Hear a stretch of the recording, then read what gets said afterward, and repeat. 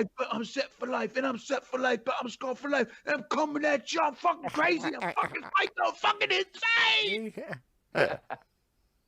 That's the fucking chorus right there. You nailed it, That was dude. good. You nailed it. Yeah. You nailed it, and you visually transformed into fucking Joe Rogan there, You dude. did. You fucking, Oh, Joe Rogan. Yeah. yeah, Okay. you did. You visually transformed That's yourself into Joe Rogan. It was amazing. How are ya? Joey Rogan. How's Joey Rogan doing? Good old Joey Dogan. You Oh, will be transformed into Joey Dogan. I love the Joey Dogan podcast. Who doesn't love the Joey Dogan podcast? Everyone. Everyone I've ever met. And If if you they lo- don't, get it. If you love pasta, and Dogans, then you love Joey Dogan. pasta donuts. That's if you right. love pasta donuts, Pasta donuts. Speaking of And- pasta donuts, hey! Hey, pasta donut king himself, King Ad Hoc. What's up, my brothers? I see you're going handheld tonight. This is the Ad Hoc live cam. Yeah, Computar is being difficult. Compudork. It's being a compudork. Computar. Hey, now that you're here at King Ad Hoc, do you want to tell everybody what they're watching? You are watching the show from the big room. All right, cut. Perfect. Edit. Perfect. That's the promo every week. Celebrities. Celebrities. Hey, that said, welcome back to the big room. You are live. We are live. You are watching it in your live time in rerun here on Twitch, Facebook, BoobTube, YouTube, and every Wednesday, 9 to 11. To who? I don't know, but who do we have? The Danger Master himself, BB Rumble.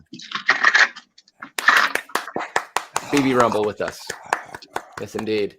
And all the way from the Blue Light Special, King Ad Hoc. Whoop. Yes, I'm in Tron World. Tron Javolta. And of course, you got me from the BCM Black Cat Moan and from the Art Studio World Ding Dang Do. Ding dang ding dang.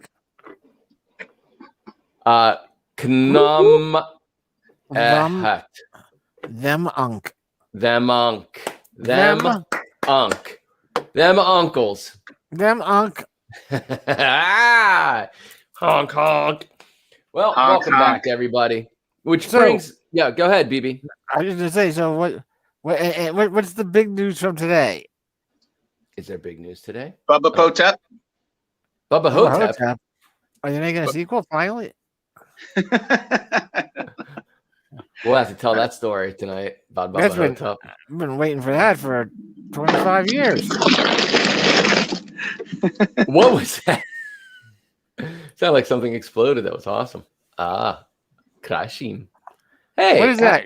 Like, give me an idea. Yeah, tell me. Hey, yeah, we need Wait to a have an second. idea Look at that. because I'm struggling trying to No. figure things out About about.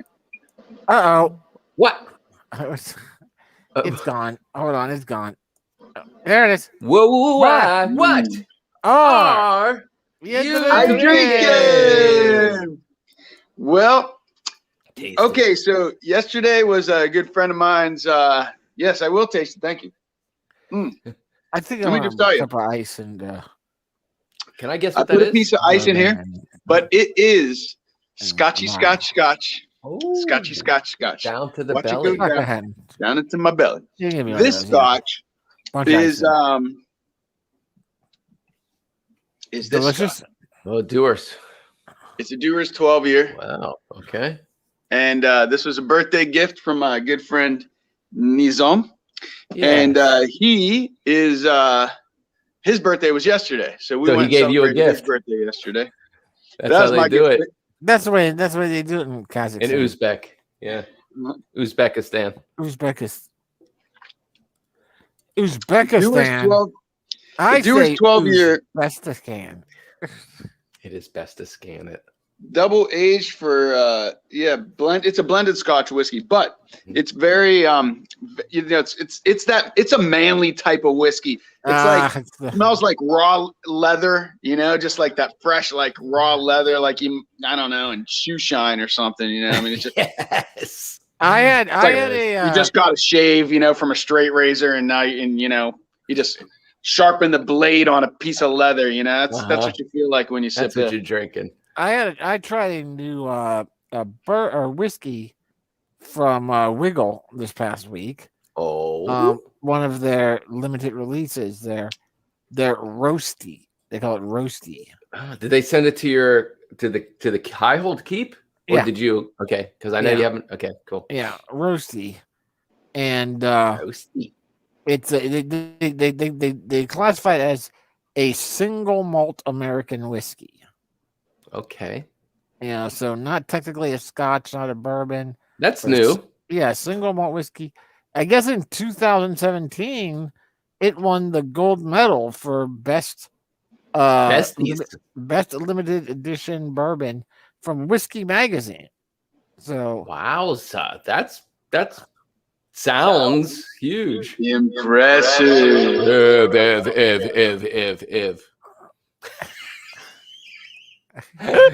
That was awesome. Hey, you did it, Ad Hoc. You did it. He's back. But yeah, dude, roasty is a very tasty. Tasty roasty. I drank it neat first. Smart. You drink it neat, and it's very tasty roasty. It's like what Ad Hoc was describing. It goes. You're drinking whiskey. It's like a Peaky Blinder. Yeah, you're drinking whiskey on it. But I put a couple ice cubes in it, and boom, three flavors. Two of them dominant. One was a little after flavor of almonds, definitely coming through. But then roasted, like a roasted almonds. Then the initial flavor after you let the ice get to it a bit, cucumber, and then like a solid high caliber cigar tobacco flavor. Fascinating. Yeah. Now the Monk don't do whiskey. At first, I thought it was crazy when I came up with my flavors on it. That sounds like something I would like to roll across my tongue. Yeah, but then I had our warrior Dave try it when he came over the other day. We did a little cookout. The purist. And I was like, dude, I'm not gonna tell you what I tasted at all. Let me know what you taste. And he tasted. He was like, right off the bat, he was like, "Oh, I get like a good cigar tobacco." Oh yes, exactly. I had the exact same. Was this Friday? Was this Friday with this special broadcast? Maybe. Yeah, it might have been. Might have been. Ad Hoc, we can't hear you. Yeah, we don't hear you, Ad Hoc. Oh shit. Nope. Sure, but dang. Yeah. Nope. Yeah. Nothing. Domming. We heard you. We heard you before. Here goes Z. No. No. Hello? No. Let's mouth sync him. I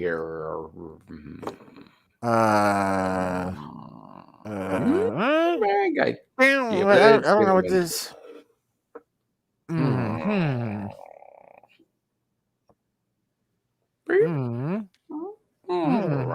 don't know what's going on with this. I interpreted that as assholes.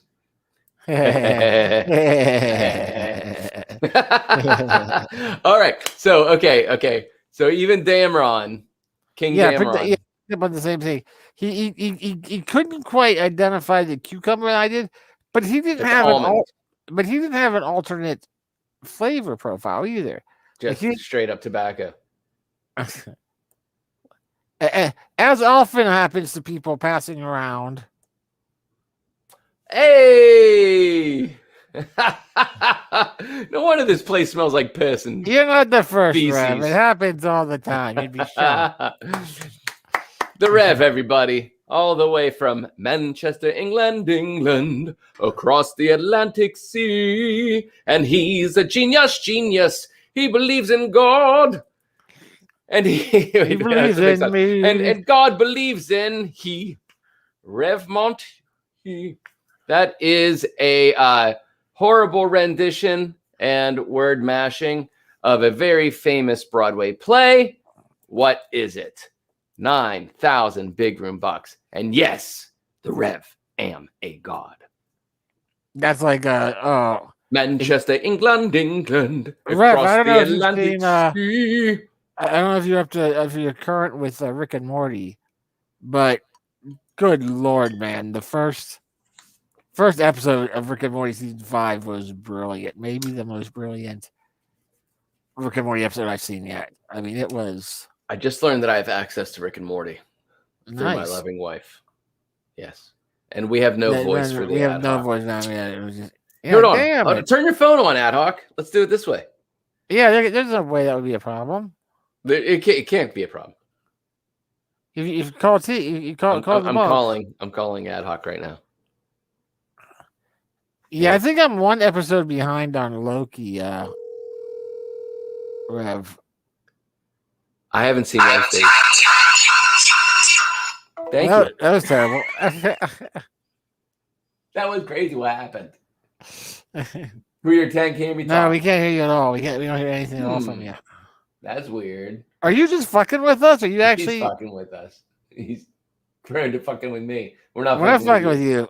But that would be funny because That'd right be now fun. I can't hear Bryant either. What? Can't hear either one of you. I don't think any of us can hear anybody.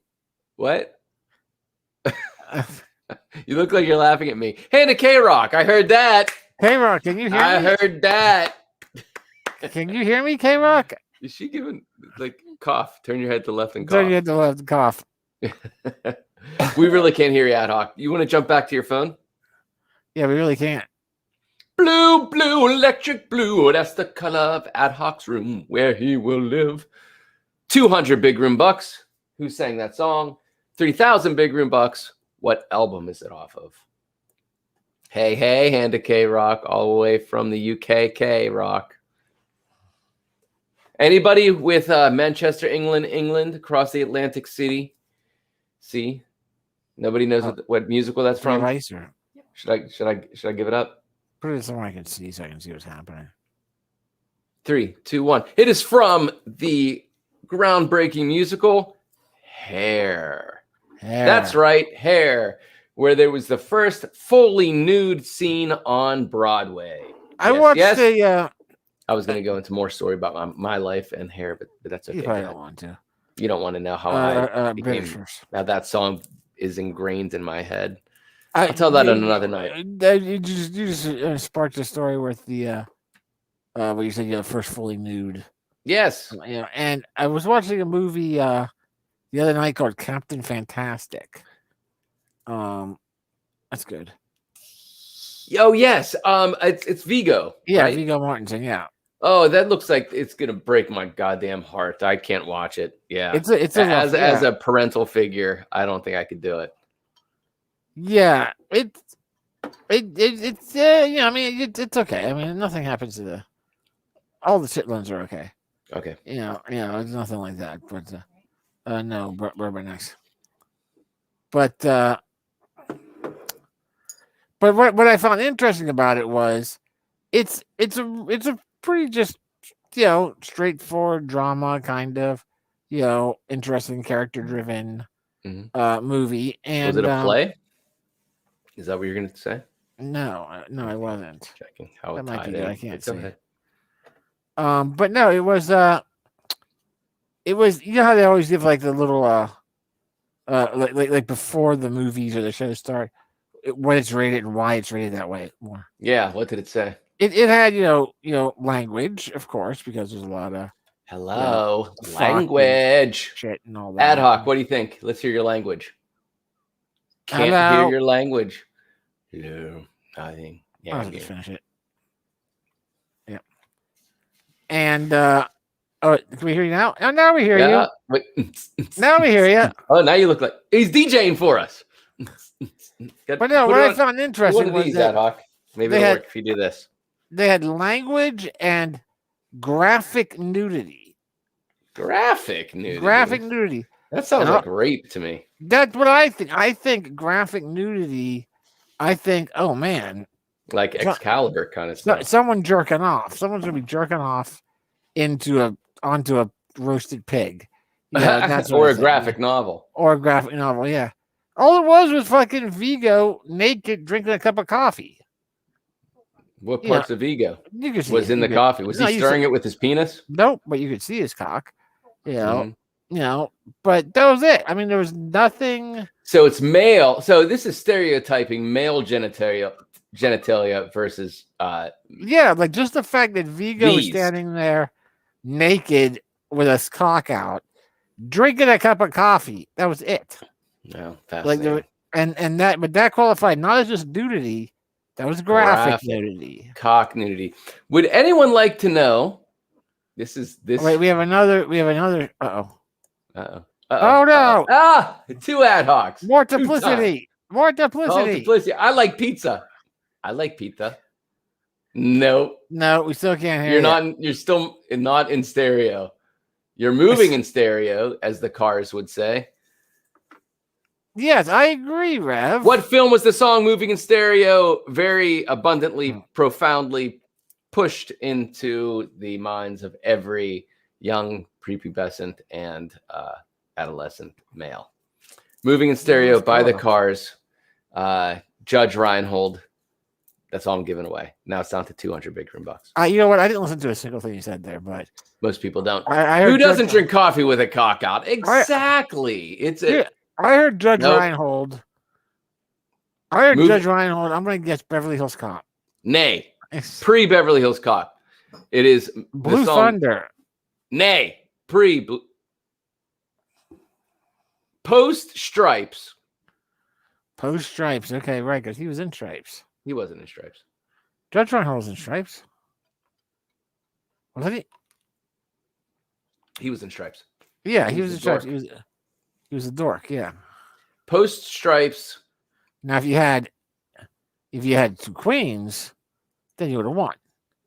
But, yes. But you see, you didn't. You got 2, 4, 6, and a 10 here. See, now I have all right a pair of jacks. So yeah, but it's good. It's good. Good. You're getting better. Yeah, you're John Candy classic. So what I'm throwing out there is the song by the Cars, "Moving in Stereo." Beverly Hills Cock, very graphic nudity, right now. Of course. Beverly, damn it. "Moving in Stereo," Judge Reinhold, Mr. Hond. That's a new Mr. Hahn. Mr. Hond. Mr. Hand. Let me say Sean Penn. Judge Reinhold, "Moving in Stereo" by the Cars. Phoebe Cates coming out of a swimming pool. Oh, really? Yes, really? How is that not burnt into every fiber of your ad? I heard an Ad Hoc. Hey, I heard something. What was that? So good. Yeah, we heard. The magic of Phoebe Cates has brought me alive from the waist up. Yes, indeed, Phoebe. Nice. Oh, so tasty. So tasty. Such a tasty scene. Before that, I was talking about something that I can't remember. Oh, yes. As Ad Hoc took a vow of silence, we could only hope. That is inadvertent. Yeah. There are times. The monk demands a vow of silence. Sometimes the universe just, gives sometimes when I want myself to be silent. Many times. It actually happens daily almost. Where I'm like, shut up, voices. You shut up, voices. Yeah. Shut up, voices. You shut up, voices. Throw your voice. Trick your friends. What movie is that from? 6,000 big room bucks. Learn to throw your voice. Fool your friends. 6,000 big room bucks. And what city is the actor from? I don't know. Winona Ryder. Is that is an a insult or that is that a legitimate idea? Winona Ryder was in that movie. How many points does that deduct? 200. Nah, it takes off about 2,000. Right. So we're down to 6,000 Big Room bucks. Learn to throw your voice for your friends. That's an accurate Vocal and interpretation. Right. Yeah. Mm. So would anyone like to know the first big screen movie that I saw a cock in? Yes. With graphic nudity, they would call that. I reckon there's money. You remember it because you're scarred for life with that image? Kinda. Yeah, because it was somebody that you never guessed. But why do I have to see it on my TV? It's huge. Was it a drive-in? Insecure. It was not a drive-in. That probably would have been worse. But I'm sure possibly that would be really a Subaru-sized cock. Right. You'd be like, mine is not that big. I will never find love. All right. That is the male brain. That is the adolescent male brain. No, it was the movie Short. Yeah, well, okay. So in this case, I was 20 years old, and it was the movie Short Cuts by Robert Altman, which is a star-studded cast, including Tom Waits and Lily Tomlin, and just a huge cast. Oh, another and Julianne Moore. You get to see her gorgeous fire down below in that movie as well. Always a beautiful human being, but very red fire down below. You see her pubic region as well. But it was none other. She represents the Scotch Irish really good, doesn't she? I don't know where she's from, but I don't know, but she did Sarah Palin somehow. That was brilliant. But she's gorgeous, especially at Boogie Nights. But nevertheless, it was the name of their biggest hit album was called Sports. They made it hip to be square. None other than Huey Lewis's penis. Urinating. Wow. Into a river while he was fishing. Oh my goodness. Robert Altman film. You also see not Daryl Hannah, but who was the cellist from the TV show Fame? She was purely nude in that as well. And Juliette, like I said, Juliette Moore. Can I say that? Julianne Moore, fully bottomless. It's wonderful. Yeah, it's a good movie too. It's a great movie. Great movie. Lily Tomlin and Tom Waits, their relationship in that movie is fantastic. It's a wonderful film. I was actually this goes back to how do I know that song Manchester, England, England by Hair? Well, the monk himself went to theater school for about a semester here in Pittsburgh without and performed nude and showed your penis during. I do that every time I perform. I wear the tightest pants I can just to bring the shape of the cock. There was an orgy scene, I believe, where you guys all had to be naked, right? It was Caligula. I wrote that into it. Caligula, yeah. No, so I left commercial art school. I went to fine art school, to commercial art school, and then I left commercial art school and started studying theater here in Pittsburgh at Point Park, completely off the books, because I kept telling them that my parents were out of the country anytime they wanted me to sign paperwork to actually get me on the books. But I almost did a full semester in their classes studying theater. And as a part of that, I did lighting repatch at the Playhouse here in Pittsburgh for the show Hair. Right. It's good to see you guys too. Keep on cocking in the free world. Yeah, get some rest, dude. Stay safe out there. Yeah, indeed. You too, brother. Great to see you, man. Hope to pop over and visit you sometime soon. Now that we're all COVID resilient, except for this Delta shit. Well, let's not talk about that, because what's that about? Just another reason to keep Americans out of other people's countries, or more importantly, to keep Americans in their country so they can't relate to any other country in the world, so that we can start wars. I just hope that it kills off the unvaccinated. Yeah, I mean that would be kind of a. I mean, they call that an evolutionary leap, thinning the herd. Right. Thin the herd. Leap right there, yeah. Thin the herds. If our parents would have got vaccinated, I would be all for that theory. Well, I still am for that theory. That doesn't adjust my theory at all. You know what? I think we could probably get our hands on some and just like inject them in the night. You could just put it into like you could just inject it into like an orange or something and trick them into eating it. Possibly, but you'd have to inject it into like a hot dog. The needle is so small, like you barely feel the pinch. I mean, you could blow dart people with this shit. Ooh, that's a great idea. And they would never. I mean, it's like it'd be like a hero. It'd be like a Robin Hood scenario for the virus. It's a mosquito sting. You don't fucking know. You wouldn't know. Yeah, it is. It is one of the smoothest injections I've ever felt. Like Huey Lewis. Smooth injections. I think that was one name of one of his songs. Speaking of smooth injections, you see, Bill Cosby's free. No. Is that who was on my porch? He got out of jail today. How did he do that? A Pennsylvania Supreme Court overturned the verdict.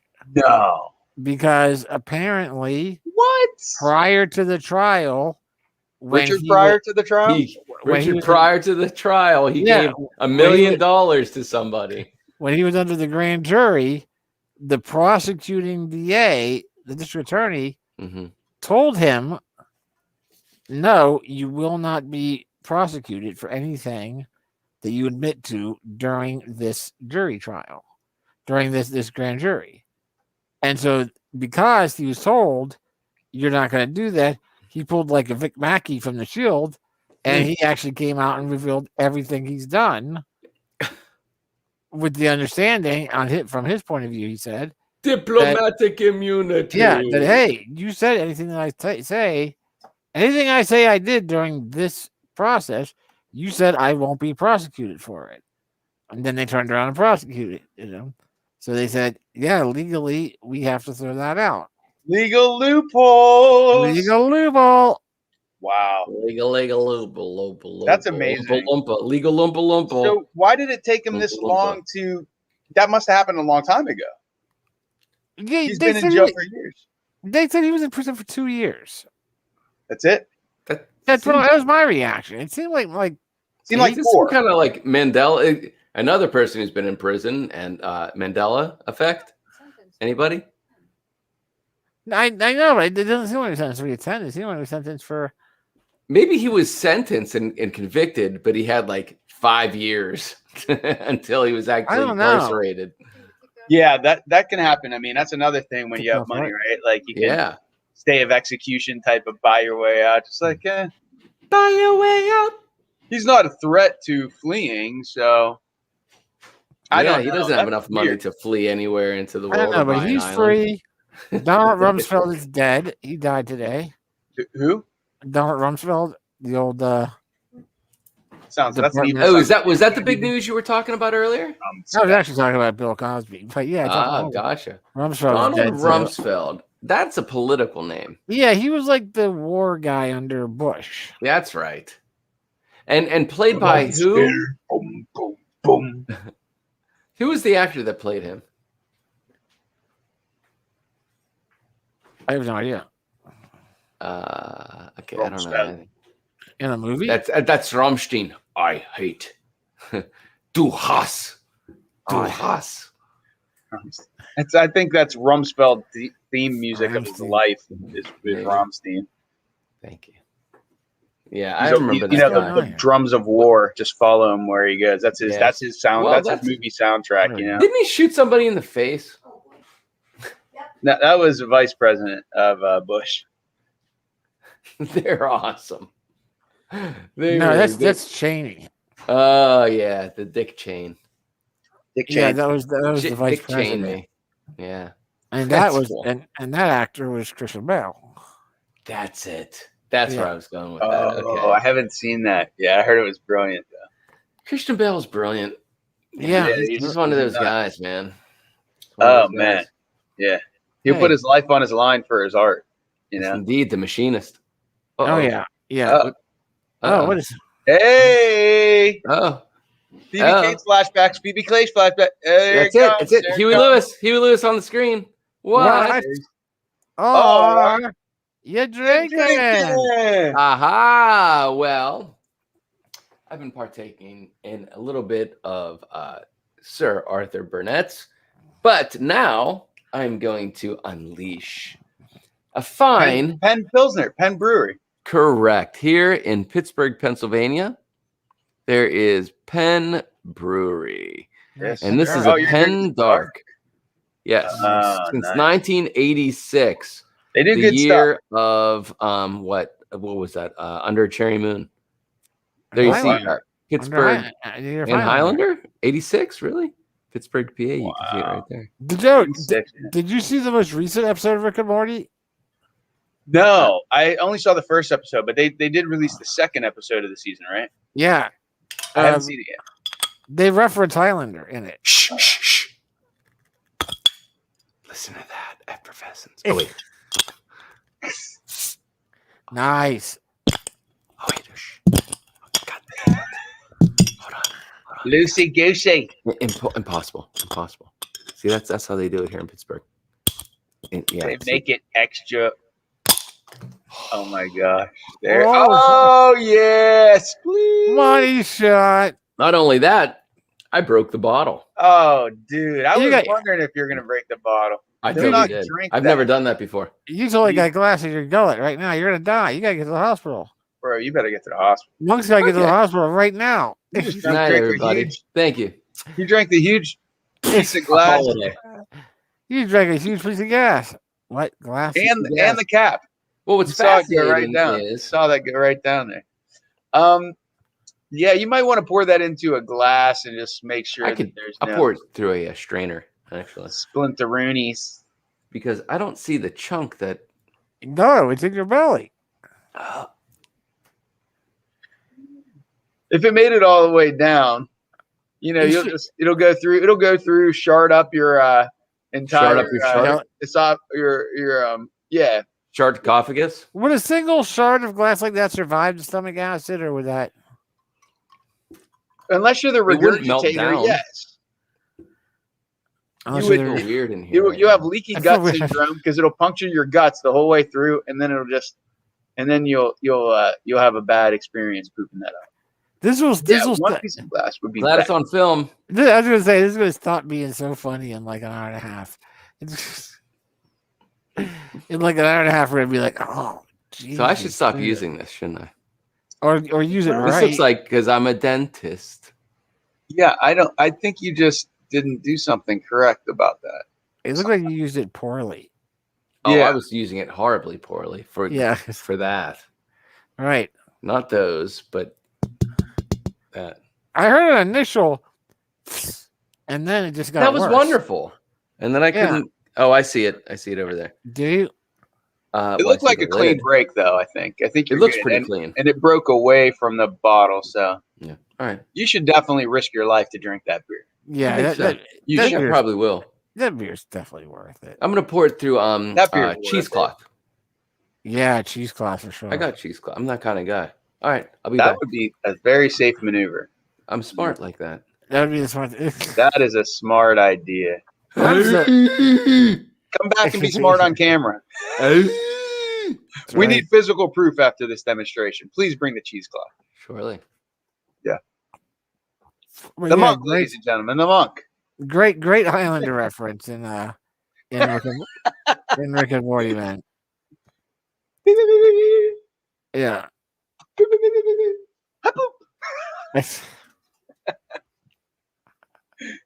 There it is. Nice. He just regurgitated it. The regurgitator is in the house.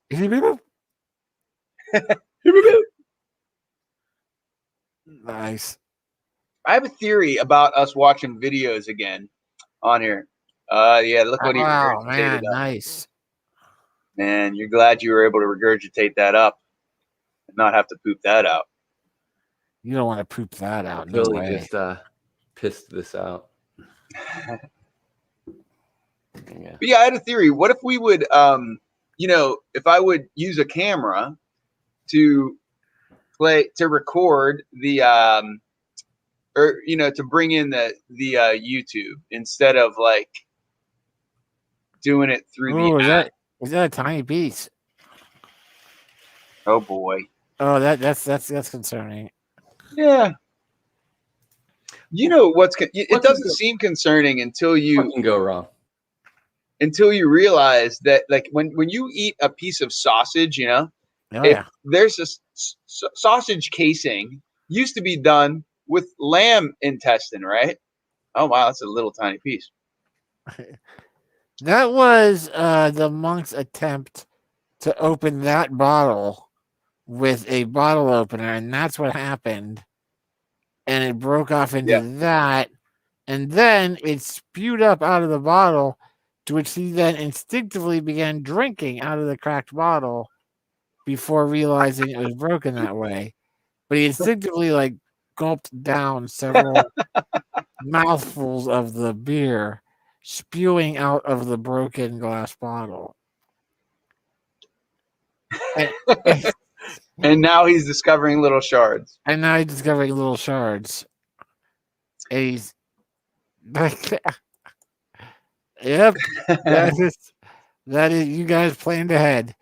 You do that. Jafar is like, we are not one of those families that can go without insurance. Not with this guy in the house. Good planning there, Jeannie, and nice to hear from you. Thanks for joining our stream here live. There may be a freshie in the fridge, but his current plan is to go get some cheesecloth so that he can then strain the beer through to make sure. We can't waste beer here. We were actually encouraging to risk his life and actually just finish it from the bottle, but he wanted to play it safe. He came up with a great idea with the cheesecloth. And you know, we had to support him in that. I mean, that's still there's no waste, and it is reasoning. It's definitely safer. You're not thumbing your nose at the people in Africa that way. You're not just throwing beer out the door. Yeah, where we were raised, you know, you just you don't waste beer. You know, a dark beer will support an African family for like a week and a half. One dark beer will support a family in Africa for a week and a half. That's sad. It's like a liquid loaf of bread, you know. I learned that in the 80s. Yeah, one dark beer. That's what they teach you in Johnstown. Can't waste that dark beer, man. Yeah, that's nourishment. Yeah, man. That's funny.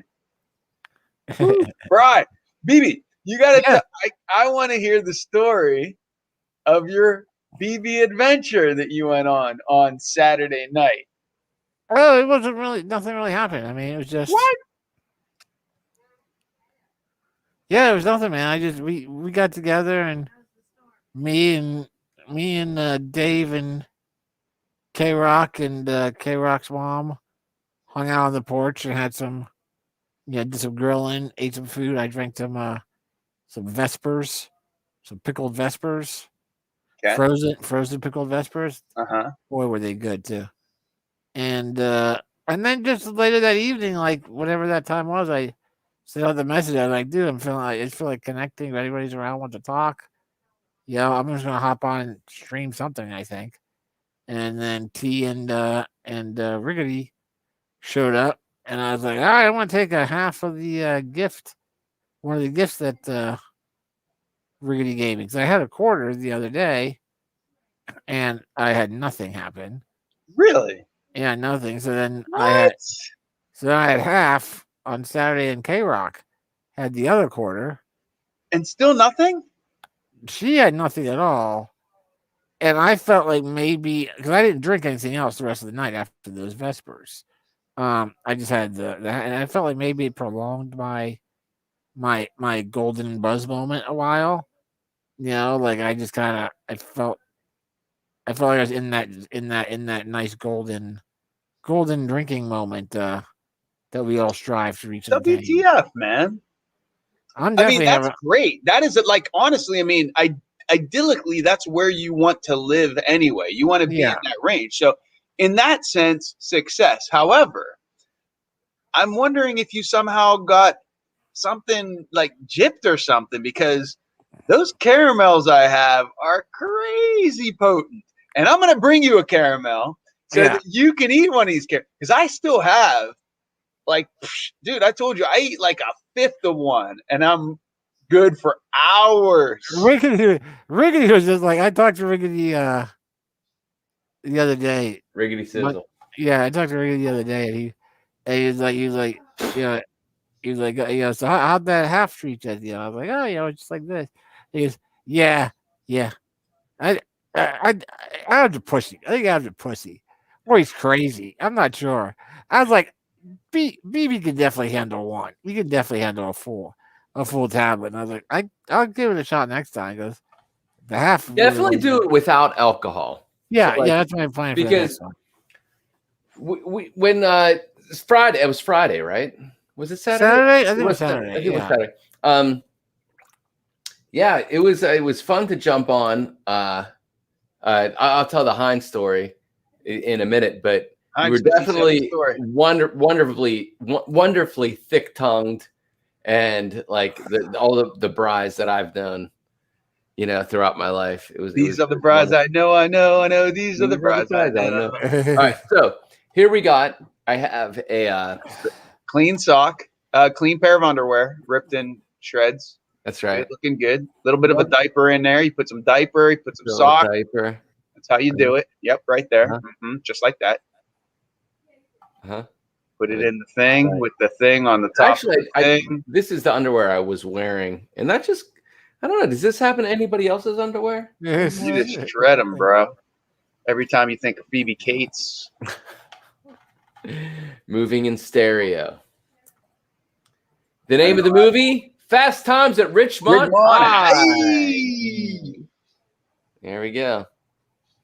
Good plan. Oh yeah, look at that salvageable goodness. Yeah, you're not gonna be able to pull the whole beer in there. You're gonna have to do half at a time. You might.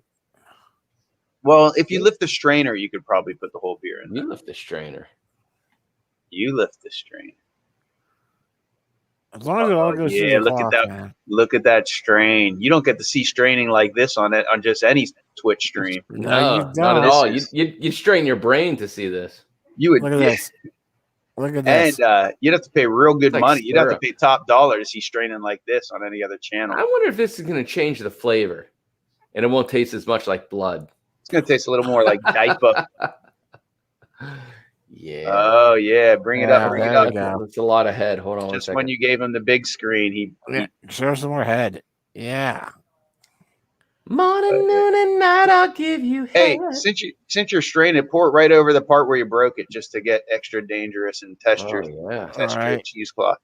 That's a horrible idea. I want to see the cheese. You got to show us the cheesecloth when you're done, though, and see if you would have avoided any type of death. Yeah, see if there's any shiny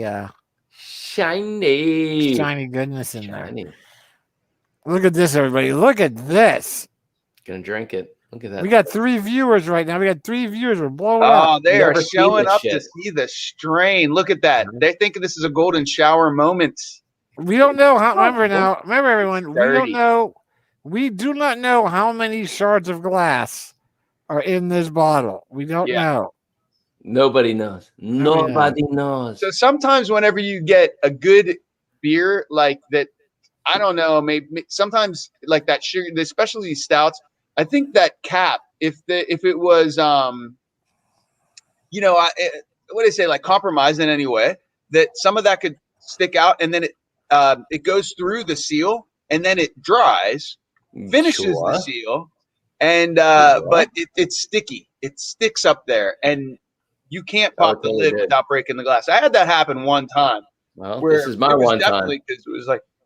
So this actually begs the question. Have you had that beer since 1986? No. It begs me to ask the question. BB. Question. To who? Oh. What are you drinking? Okay. It's glass. No. It's glass. Are you ready? Should I look at the the monk taste the monk. Taste it. The monk. I must. Why not? Oh yeah. Tastes like safety. So, it is a delicious Pittsburgh Pils dark. I believe that's amber. Pittsburgh. I believe, right? A lager. It's a lager. I believe it's pronounced Pittsburgh. Pittsburgh. Bing, ding, ding, ding, ding, ding. Bing. This is Penn Brewery. Dark. Penn Brewery. Dark. This is the Penn Dark from Pittsburgh. It's a lager. Ding, ding, ding, ding, ding. Glass free, everybody. Now it's glass free. Since 1986, it's been glass free. Fix the strong.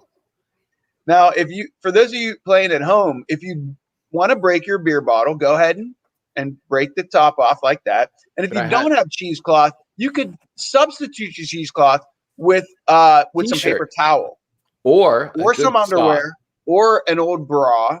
Basically or your neighbor's underwear. Yeah, I mean, if your neighbor's down with that and you're totally into your neighbor, whatever the case may be, I might put a different flavor profile onto the beer. We recommend using clean, unsoiled linens or paper towel. But I'm just saying, if you don't have the fanciness that the Monk has, I have fancy with the cheesecloth. I have fancy. If you don't know what cheesecloth is, basically made from cheese. Substitute it with basically anything that glass won't pour through. That's the point. I'm just trying to help out all of our viewers at home because, not all of you are going to be fancy, especially you're a fan of Pittsburgh. You don't have cheesecloth in your cupboard. No. Unless you're straining some delicious. Pittsburgh. Bang, bang, bang, dang, dang, dang, dang, ding. Bang, bang, bang. So I don't see Wendell's Pittsburgh Pickle Fest with the Vespers. Oh, the Vespers. Right, you're going to sell some Vespers down at the Pickle Fest. Oh, dude, they should fucking have some pickled Vespers down there. What is the Vesper? Where does this come from?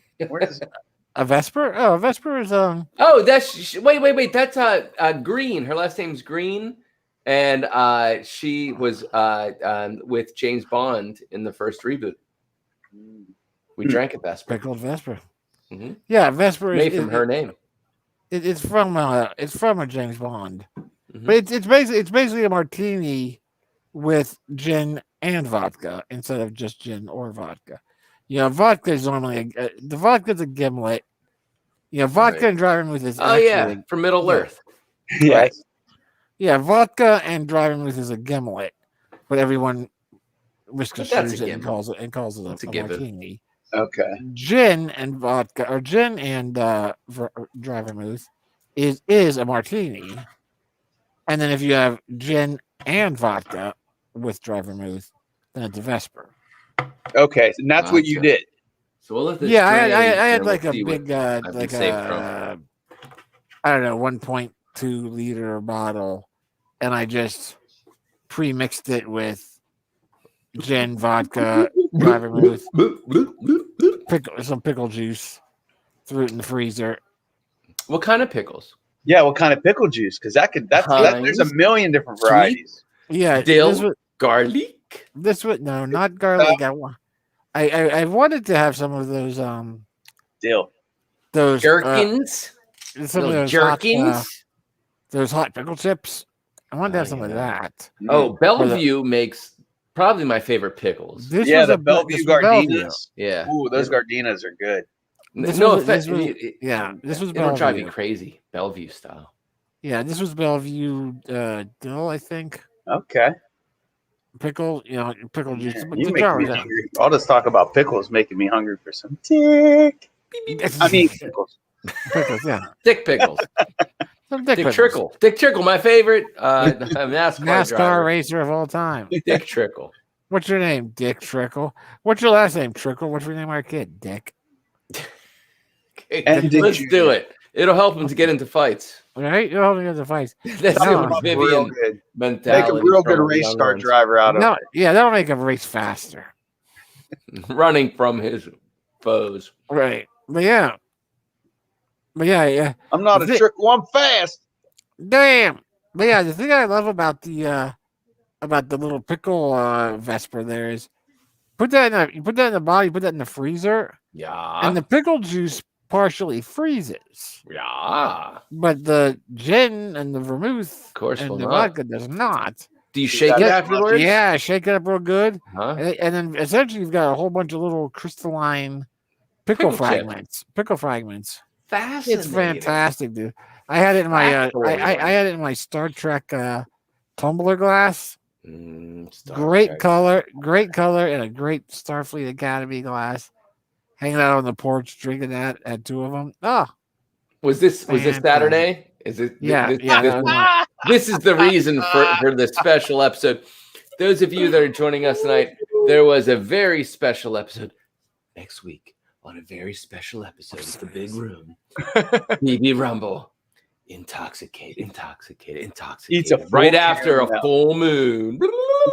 Eats a full caramel after 2 Vespers. Yes, indeed. 2 Vespers. If you don't know what the hell we're talking about, then and a full caramel of THC. Yes, cannabinoids. But yeah, I can't do July 10th. Oh, tell us why. Tell everyone why. Yeah, you're gonna be. Yeah, go ahead. There's it's been going on since 2002, I guess. And there's this magazine called New York Midnight, and they run all kinds of different kinds of contests and give away. And they make awards for like the Bram Stoker Award. Yeah, they like make nominations for that. The magazine's called New York Midnight. Yeah, I think it's called New York Midnight. It's a pretty cool name. Yeah, but it's been around for midnight since 2002 or 2003. 20,000 Big Room Bucks. Who sang that song and who co-produced it? Straw's out of control. But it's crazy. This straw is crazy. This straw is crazy. She's gone. I lost her. Oh no. You lost the hand. Okay. I'll get her back. So, but yeah, no, they're holding a flash fiction contest. That is judge reviewed. There's not a vote. It's not a popular vote thing. It's just a judge review. Just a panel of those who know. Yeah, and it's basically 11:59 p.m. Eastern on Friday, July 9th. They will 2 days after BB's date of birth. Right. They'll release the elements that you have to work into your story and the genre of the story. Mm-hmm. And you will have 48 hours. So you don't even know the genre. No. Wow, yeah. That's cool. Yeah. Yeah, that's awesome. A challenge. That's great. What if they say tween romance? I'll come up with something. I know you will, dude. Kapow. Kapow. Actually, this was a trick. Now you're under arrest for pedophilia. What? I was doing research, damn it. It was a trade-off for Bill Cosby to get out of prison. Right? Maxwell. 48 hours and that's it. So fiddling about.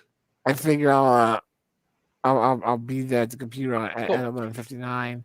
See what it is, come up with the idea, and then do a lot of writing on Saturday. So this changes. Ooh, look at that beauty. So this changes what next Wednesday will be. All of you Big Room fans, yes. Next Wednesday in the Big Room, every Wednesday in the Big Room. But this coming up will be the birth date of BB Rumble. Not just any birth year. No. But the half century. The halving mark of the man they said, you shan't live past 5. And he said, nay. Times that by 10, bitch. Date. This is my 10x birthday. Yeah. All right. Sorry. So the man now, who defied. You said we were going to get together on the 10th. But that's your birthday's on the 7th. Yeah. Correct. So when are we getting together and what the hell are we doing? Well, we're going to get together here in the Big Room on the 7th. We know that, yeah. With you and with us. With the blink and the bloom. And we got to drink some rum. Everybody got to go out and get some rum. Okay. That's right, Captain. Right, for Terry. No. I mean, Terry would be. She gave everybody flasks. I know, but I think that was only because that was my drink at the time. Well, to me, that's your birthday drink, though. That is a big birthday. That was the keep. That was like that was your 21st. Well, It started with 21st was everything. Everything.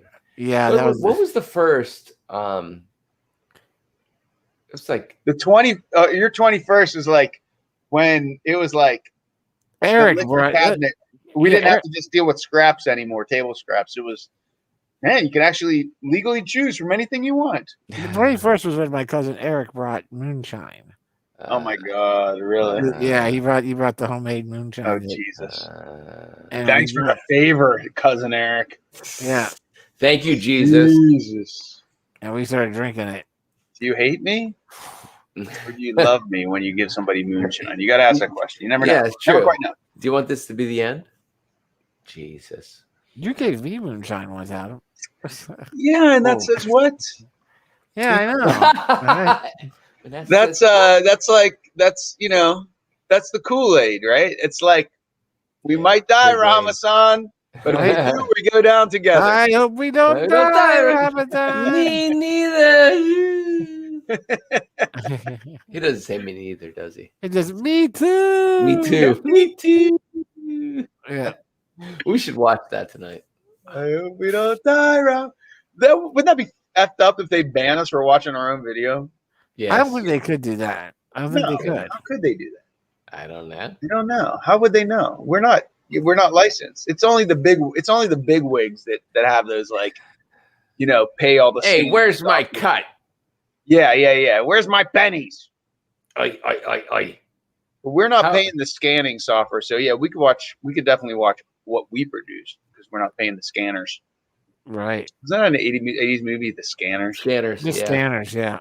Yeah, minds were blown. It was about it's actually a pretty heavy movie. I haven't watched it in its entirety, but the science is there. The science is there. Fucking heavy movie. Yeah. Somebody famous was in that movie, right? Like yes. What the hell's fuck? Was it RoboCop? No. Well, maybe. But the main bad guy that like is on the movie, you know, like the drawing, like the movie poster, is Ironside? No. Michael Ironside? Not Michael Ironside. I don't know that name. K-Rock. I know the name, but I don't know the name. Oh God, he was bad guys in different movies. Yeah, he's in a bunch of movies. What the hell was he also in that? There's Hawk the Slayer. Then there was the time traveler Hawk the Slayer with like where the dwarf and the elf. Yeah, I don't remember that movie. I mean, I remember it, but I don't really remember the details. Yeah, but I think the main character was him. There he is. Oh, there he is. Dang. So directed by David Cronenberg. So you know the graphics were awesome. We Cronenberg, Morty. We Cronenberg everybody. We Cronenberg. we Cronenberg the whole world. Totally Cronenberg. Is that a Rick and Morty reference? Yeah, we gotta go back to that world. Remember Morty. This is Cronenberg now. Remember the world. Remember that world that we Cronenberg. Remember, we gotta go back. Cronenberg. K-Rock. My straw's out of control. I think that's Michael Ironside. Cronenberg. Is that his name? His last name. He chose the last name Ironside. Yeah, Michael Ironside. Michael Ironside. Yeah. Pretty powerful. He was in. Turn the straws on. He was the bad guy in that movie that I'm talking about. Yeah, for sure. Move it over this way. Yeah, and turn the straw, like bend the straw. Pull up his IMDb. What does it say? Bloody. Bend the straw towards me. Yeah. Cronenberg. Oh dear God. Closer. Is that the Fly? That's the Fly. It looks very much like the Fly. Yeah. It is. Originally teased by Viggo Mortensen. Another Viggo Mortensen. Second Viggo Mortensen reference of the night. How about that? What? Serendipity. Dippity ding dang ding dang do. Little dipple do ya. Little Vigo up on you. Yeah. So earlier this year, David Cronenberg is set to turn to his roots with his next movie with Mortensen, A History of Violence, Eastern Promises. On board to reunite Cronenberg and the lead cast, This will be Cronenberg's first feature since 2014's Map to the Stars, and it reportedly now titled Crimes of the Future. And this guy's going to be in it. Yeah. Oh, Morty. I can't believe we've Cronenberged everybody. You guys see that episode? It's hilarious. Oh, man. I would love to watch this show from episode 1. Yeah. Yeah.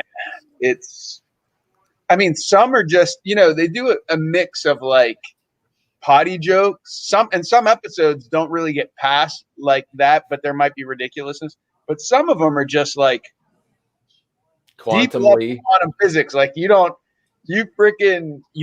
really concentrate to like keep up with like what's going on.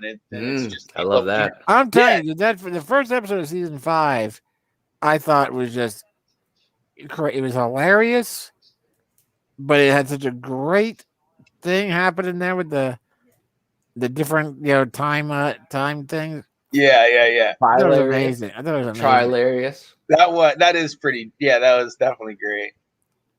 Not the first time they played with that concept, but yeah, I know, but they really did something special on that one.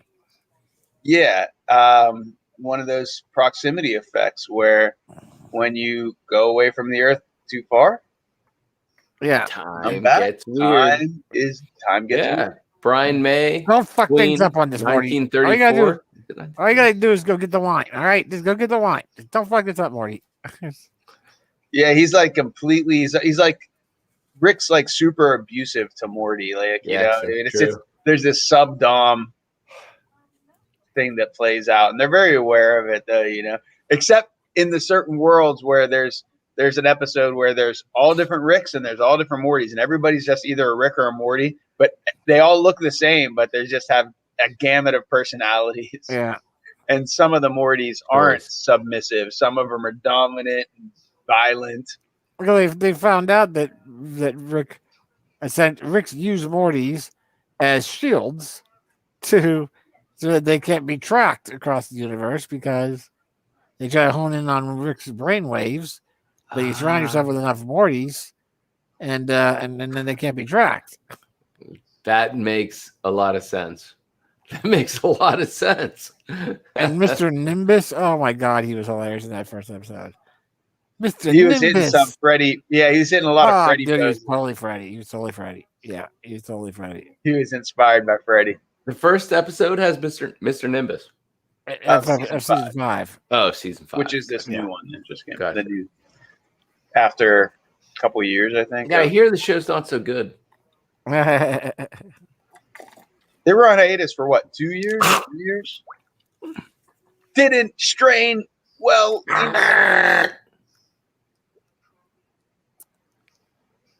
The main break was between season 3 and 4. For like 3 years. So. Yeah, for between season 3 and 4, there was like 2.5 years after season 3, before season 4 came out. And then season 4 came out last year the first episode came out in like early April. And the very first episode, they referenced COVID-19. Oh, wow. And that's why it has been aired. Yeah, so it was like pandemic was barely underway. And then Rick was all, I don't know, Morty. I don't know what the fuck to do. You got this COVID-19 pandemic bullshit virus running rampant across the globe. I don't know where things will be next week. Who is responsible for this animation? Man, that's a good question. There's two guys that created it. One guy it's Justin Roiland or something like that. Justin Time. And Dan Harmon. Dan Harmon being the main guy that was in that show Community. Okay. Which I never really saw. But it was his baby, and the two of them created this. And there's a couple of episodes like Dems.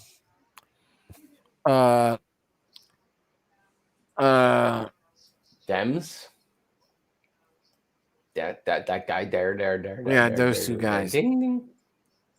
Okay. There's one. There's two. Camera one. Camera two. What's he drinking?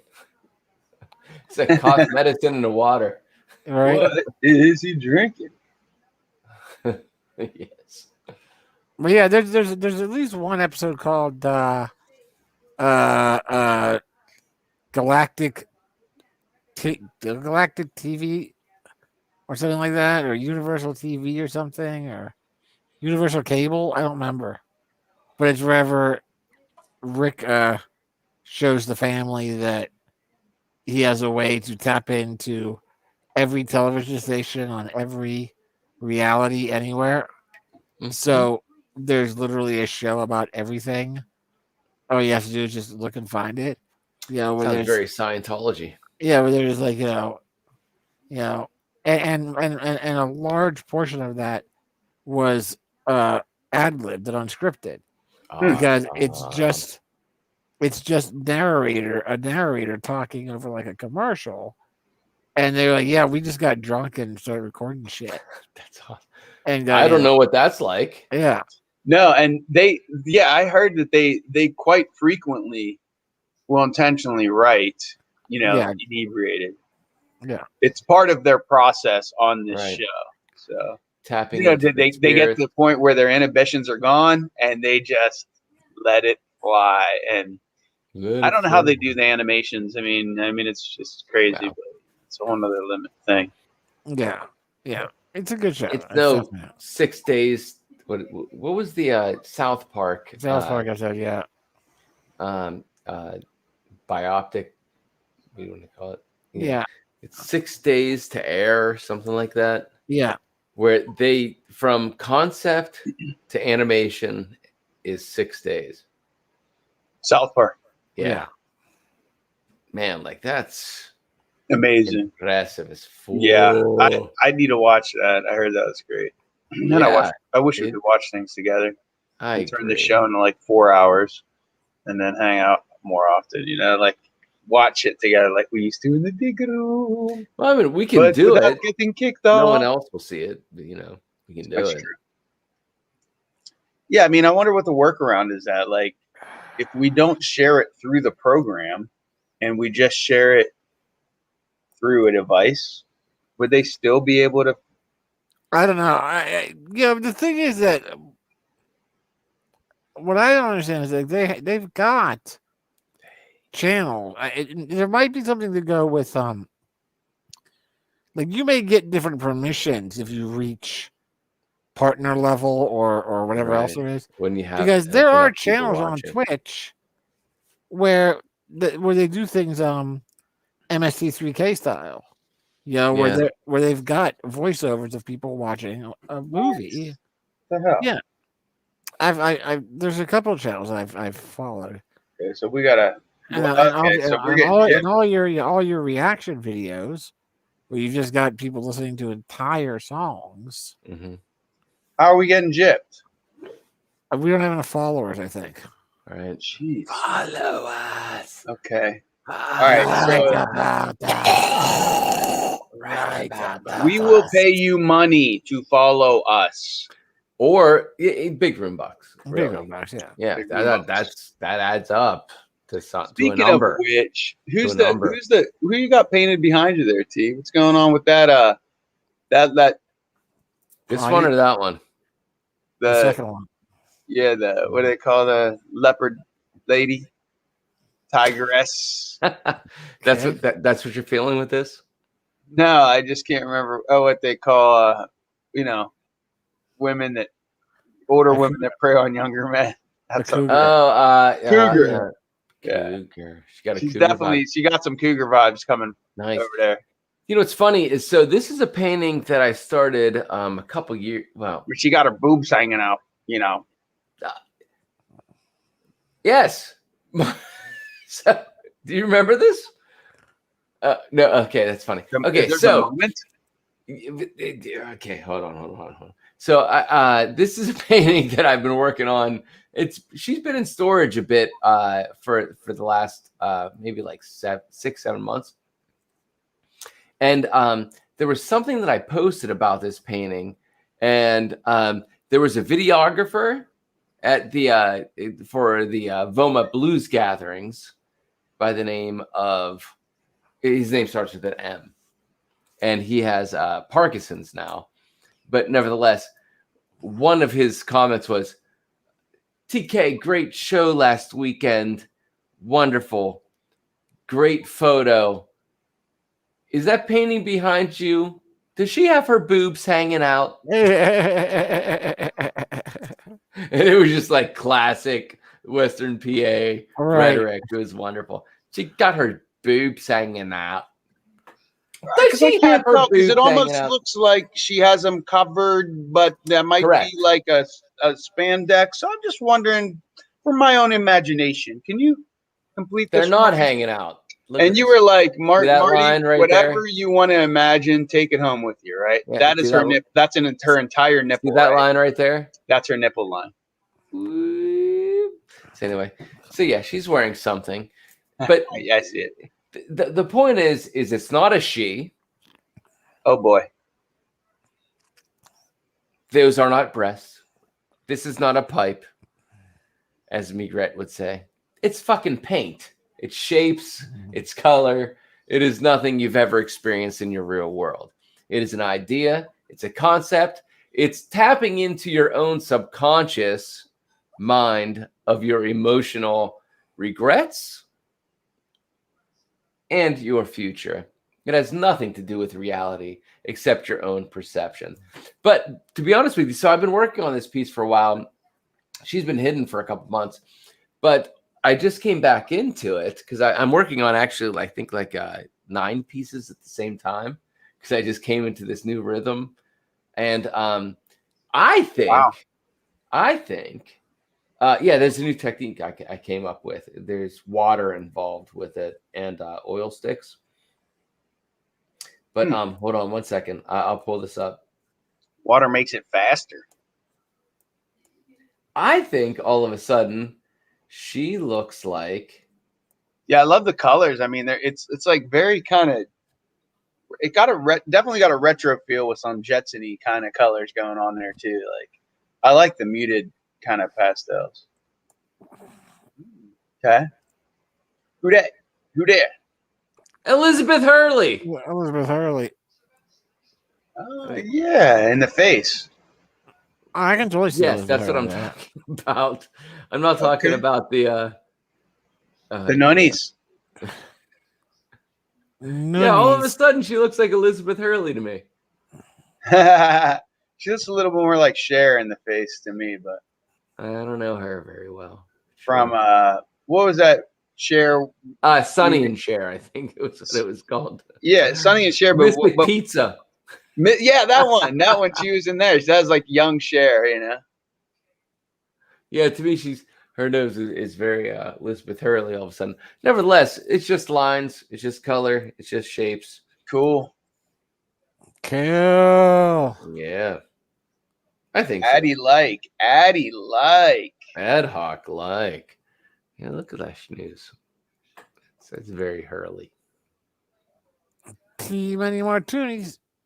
Man, Tom Cruise looks totally different in that picture. He almost looks British. Wonderful. Thank you. So, what was her name in the Austin Powers movies? Titties galore. Correct. No. It was Falada Vagina. No, that wasn't her. That was the other actress. Yeah, that was another great name. Heather. Salma Hayek. Was that Salma Hayek played her? I don't remember. No, that wasn't Salma Hayek. No. Could have been, but no. Right. She would. Yeah, Salma Hayek. She has a good sense of humor. She would do it. Vesper. Oh, she was awesome in Dogma. Dogma. Yeah. Salma Holic. I'm a Salma Hayek. What's Salma Hayek? What? A lot of vagina. No.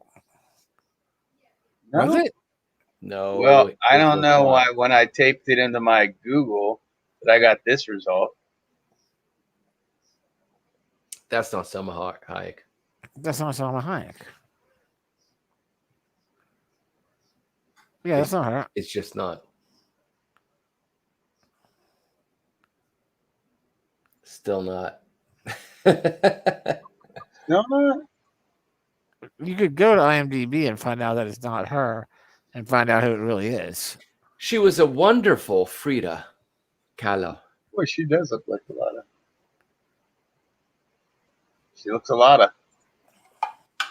That's a lot of. Who is she? Who is she and what else has she done? Now that we know it's not She has Salma no Hayek. real name, apparently. Just a lot of vagina. Fabiana Udenio. Probably just Fabiana. Fabiana Udenio. She's the female Fabia. Thank you, K-Rock. I'm going to believe that laugh was for what I just said. I bet you she's dead now. Why would you think this? He's just got a feeling. Die. Look at the feeling. He says he's dead. I'll bet she looks like the kind of person that would be dead now. Because you're probably right. Okay, so type somebody who has control of the screen. I'm guessing it's Ad Hoc. Type in her real name.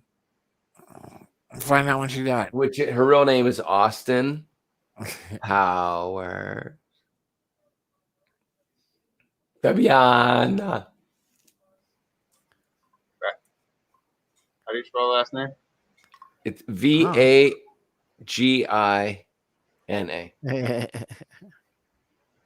Quantum Leap. Ooh. The Wedding Planner. Mortal Kombat Conquest. Ooh. Quantum Leap. Look at that. Ding, ding, dang, ding, ding, dang, dang. You're agonizing. She's very 80s cheekbone and jawline, don't you think? Emma Thompson kind of. Yeah.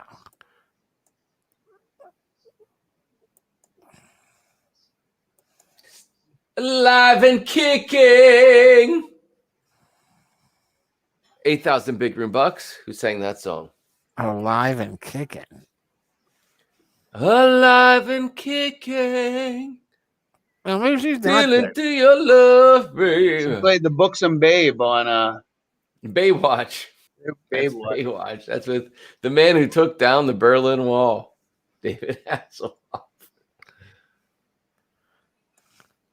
Good times, man. She's definitely some good Italian. So got some good Italian stuff happening in those jeans. Holding it together. So is it Ad Hoc? I'm just wondering, is it impossible to find out if she is alive? It looks like she is alive. It looks that way. She was born in 1964. If I've learned anything, 84? 1964. Oh, that makes more sense. Wow, yeah, 64. When I'm born in 64. Let's see, she she's born in Buenos Aires, Argentina, and moved to Italy. Wow, fascinating. Why does it have a brain candy? And then was crowned Miss Teen Italy, which is weird because she wasn't even from Italy, but she was crowned Miss Teen Italy. That same year, Fabina with the talent of baton swallowing. That's one of our jokes. That's one of our jokes. Chevy Chase. No, that's what we wrote that one. We wrote that line. Oh wow! Oh yeah. Yeah. What do you have to be upset about? Your girlfriend just won the title of Miss Teen Nude America, whose talent was baton swallowing. I just want to point this out too. Yeah, that whose talent was baton swallowing. Look at that. Black Widow. That's a mustachio. So close, right? So close. Yeah. So click on that. Well, if we clicked on the trailer, it would shut us down, huh? So what is he doing in a movie with her? The guy from The Kids in the Hall. I don't know. Nobody knows. Let's see. Is there a brain candy in there or something? Nene Baccarat. My only takeaway is I need to go to Buenos Aires, Argentina. That's the takeaway. That's the takeaway from this, people. Get out of your box. Get out of your American box. Travel and see the damn world. You know why? Get another box. Because there's beautiful boxes people everywhere that are not, they might not be Americans. They're still beautiful, damn it. But they are the might young. Be Miss Argentina. They might be Miss Italy. You don't know. Get out there and meet people. Thank you. Good night. We'll see you next week. Bam. Thank you. That is our closing. Our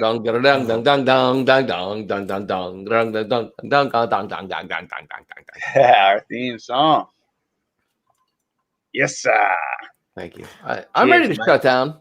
Cool. All right. Thanks. Good night. Drink a glass. Well, what else is whatever? Drinking glass. What else happened this week? Anything exciting? Any news or what's in the upcoming? Hold on, I got to come back to the glass thing. Yeah. So back in the day, BB Ad Hoc, do you recall there was a show called USA Up All Night? Drinking glass? Close. It was called Breaking Glass. And it was this odd ass movie. And it was about a punk rock scene in England, I suppose.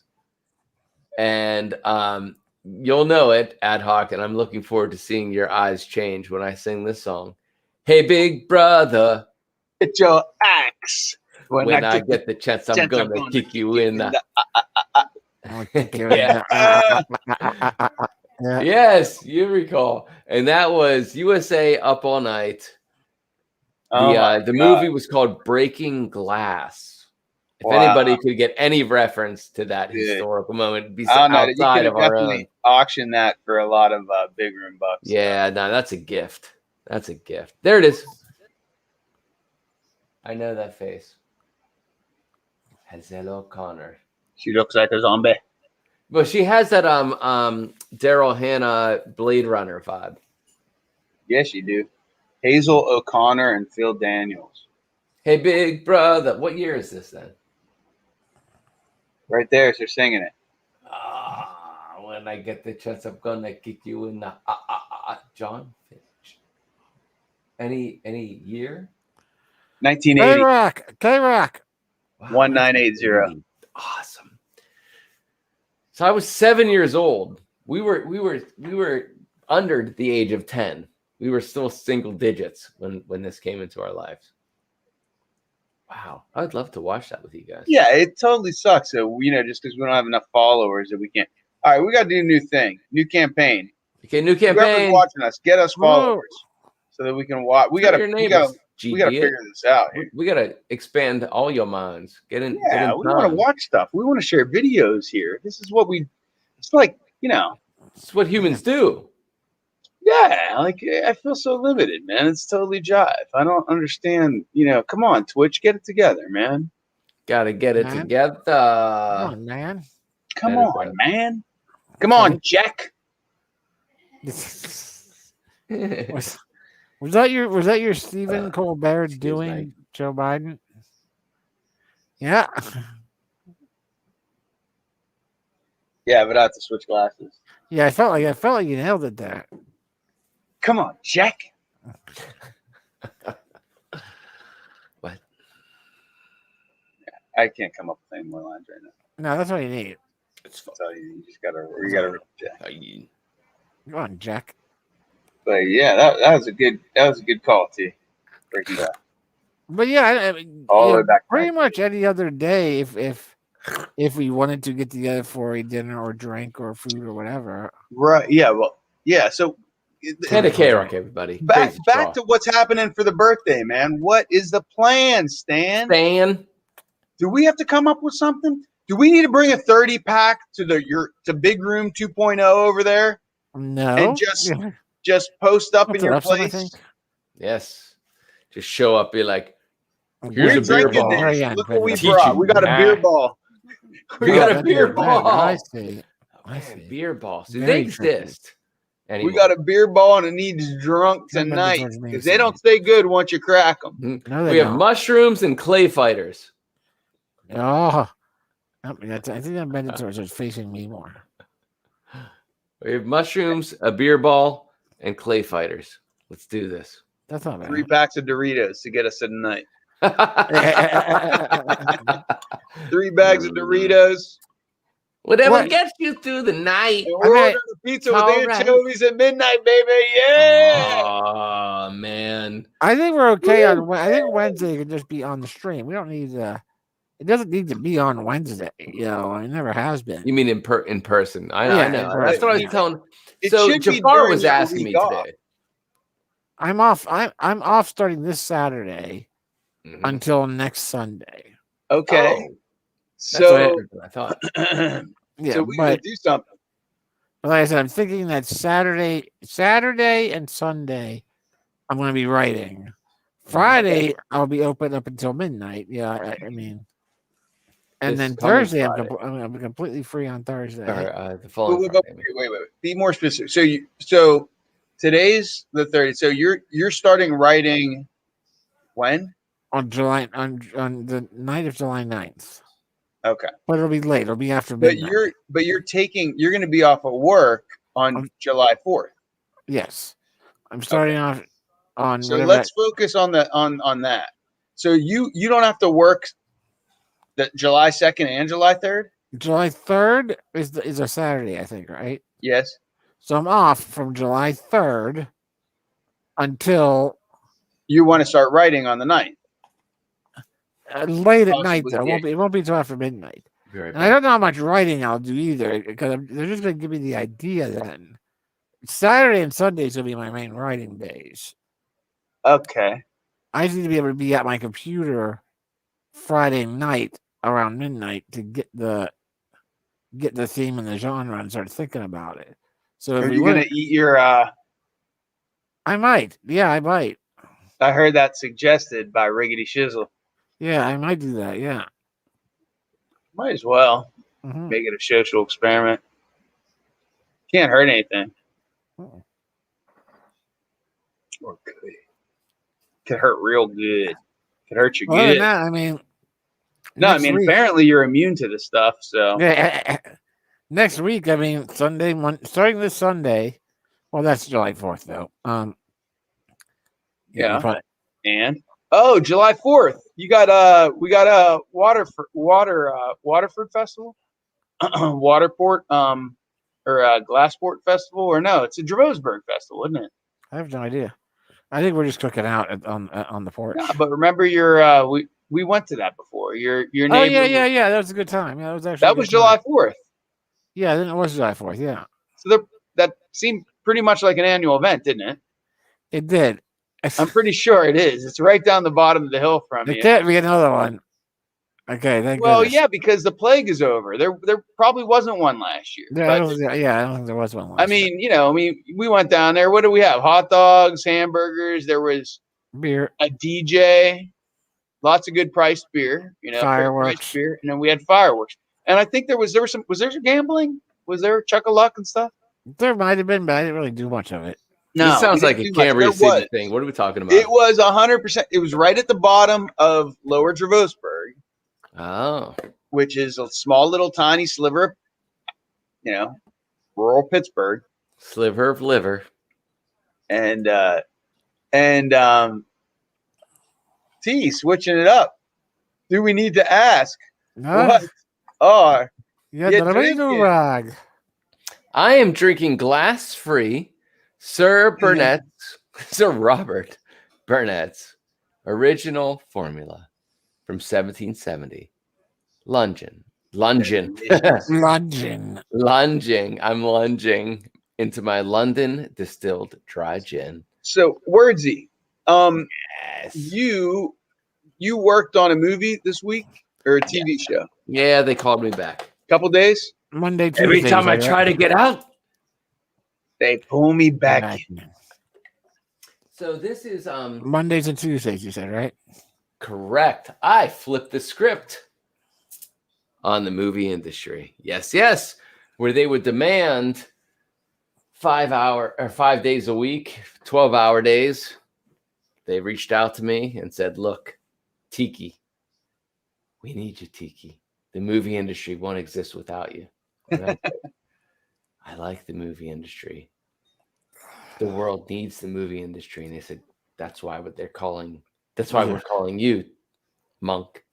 And you said, as long as there's no blood and guts, I'm in, but only on Monday and Tuesday. Yeah, kind of. Well, it's the TV series that I was working on when everything got shut down. Unfortunately titled Blood and Guts. Nope, it's called Blood and Rust. Blood and Rust.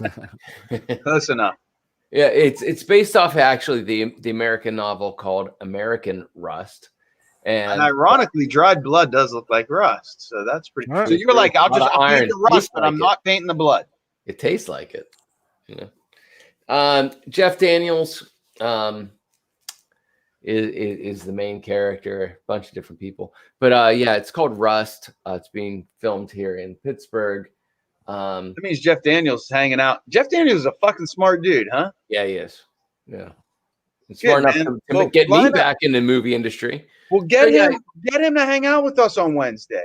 Ask him when you meet him, say, what the fuck are you doing Wednesday night, Jeff Daniels? Because I got somebody I want to introduce you to. It's called the Big Room. Yeah. And we think somebody's called the Big Room. Yeah. We're gonna introduce you to the Big Room. We would get totally Dumb and Dumber with his ass. Oh yeah. Or we would get whatever the name Martin Smarter. Yeah, where he played like an anchor. It was was great. The Network. The network. Yeah, he was great. Best 2 minutes in television right there, man. America is not the greatest country in the world. We're the greatest at illiteracy. We're the greatest at oh God. People don't want to remember that. Yeah, I'd love to play that scene. But it would be great to have him on as an interview. We got to start interviewing people. I think maybe that'll get our viewership up if we get some celebrities to interview. Make that happen. Make that happen. I'm going to make that happen. Sure, you can make this happen. You say, look, Jeff Daniels. If anybody can. You say, Jeff Daniels. You might be great at a lot of things, but can you paint? Like, can you paint this painting? Yeah, motherfucker. It's just paint. Step up. But it makes you think things about your own reality. And look at this. I show you this. What do you think of? You instantly wonder, is she wearing anything or her breasts are naked? I just made you think that, Jeff Daniels. Therefore, you owe me one, Jeff. And you got to come on the Big Room next Wednesday. Is that Elizabeth Hurley? You don't know. You tell me, Jeff Daniels. Is that Elizabeth Hurley? You don't know. This is going into your subconscious. It's about you. It's about you. We're going to interview you. So get your ass on the Big Room. Right. We will send you the link to your IMDb account. Sure. So yeah, I did start again in the film industry. Are you working? Jeff Daniels next Wednesday. Everybody tune in and spread the word. As always, I always joke about this. Up higher. American. Well, you don't need to see me, but American cinema. I would say 9 out of the 10 films, 9 out of 10 times, I should say.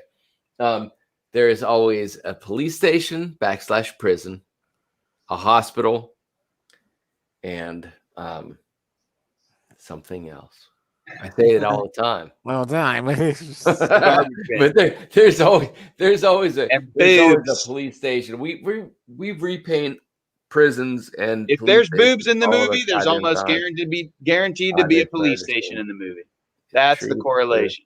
So are you working next Monday, Tuesday? Only Tuesday because it's a holiday. Holiday, right? Okay, it's only Tuesday. So just Tuesday. So we'd be looking probably at Thursday or a Friday if we want to get together in person, or Monday, or Sunday. Yeah, well, I think Sunday.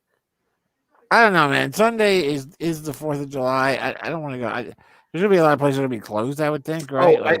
I shot this photo for you guys. Hold on.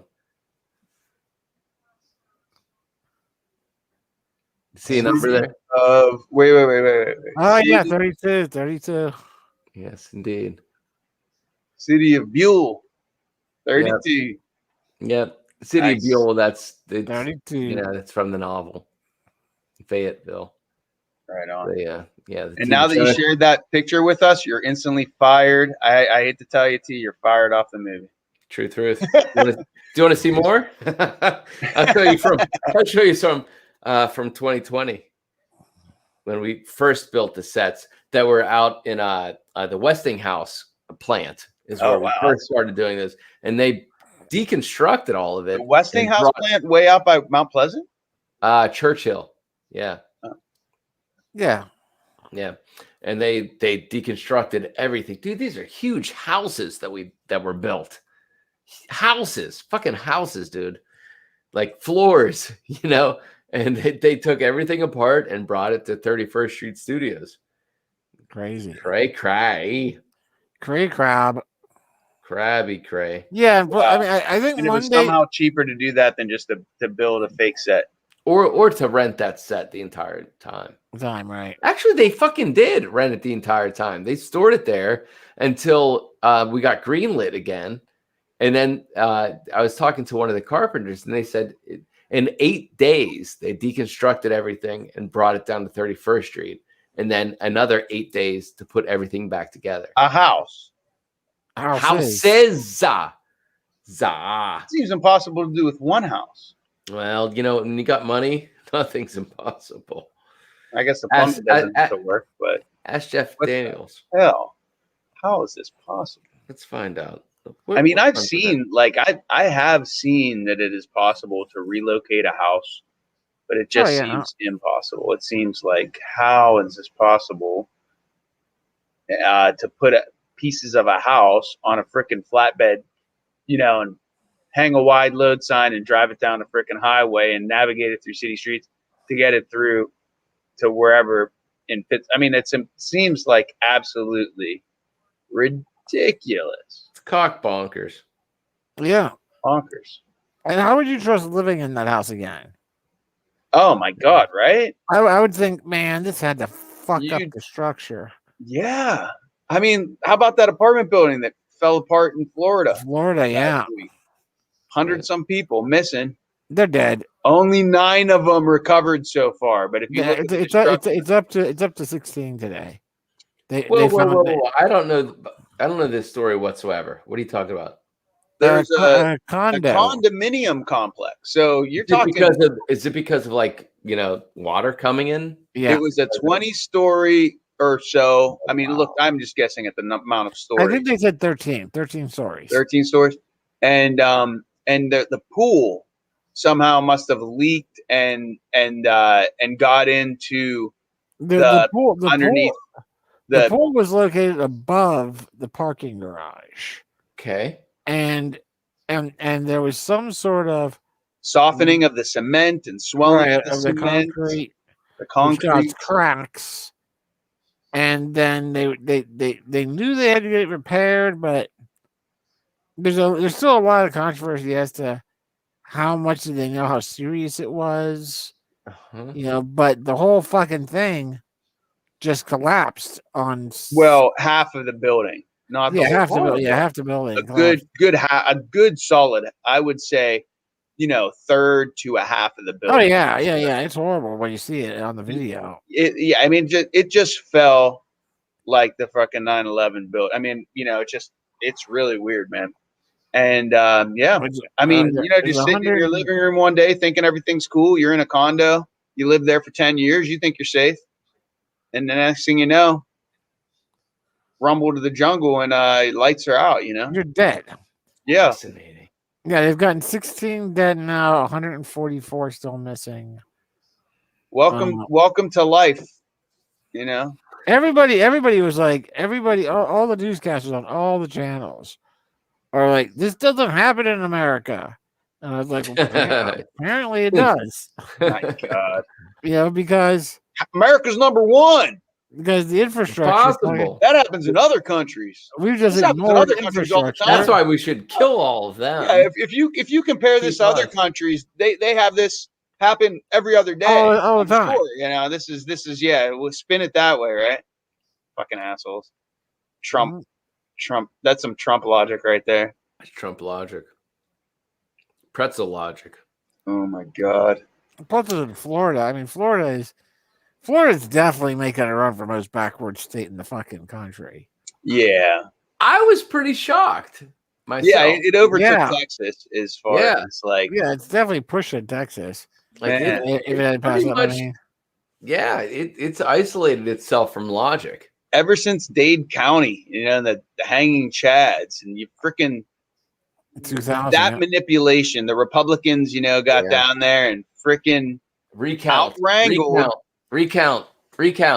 Pranglers. And now they got Florida outlawed critical race theory in being taught in Florida. So you cannot teach it.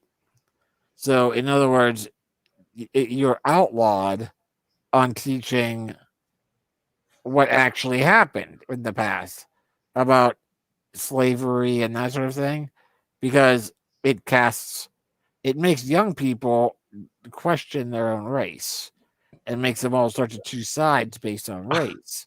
So they'd rather just keep on teaching the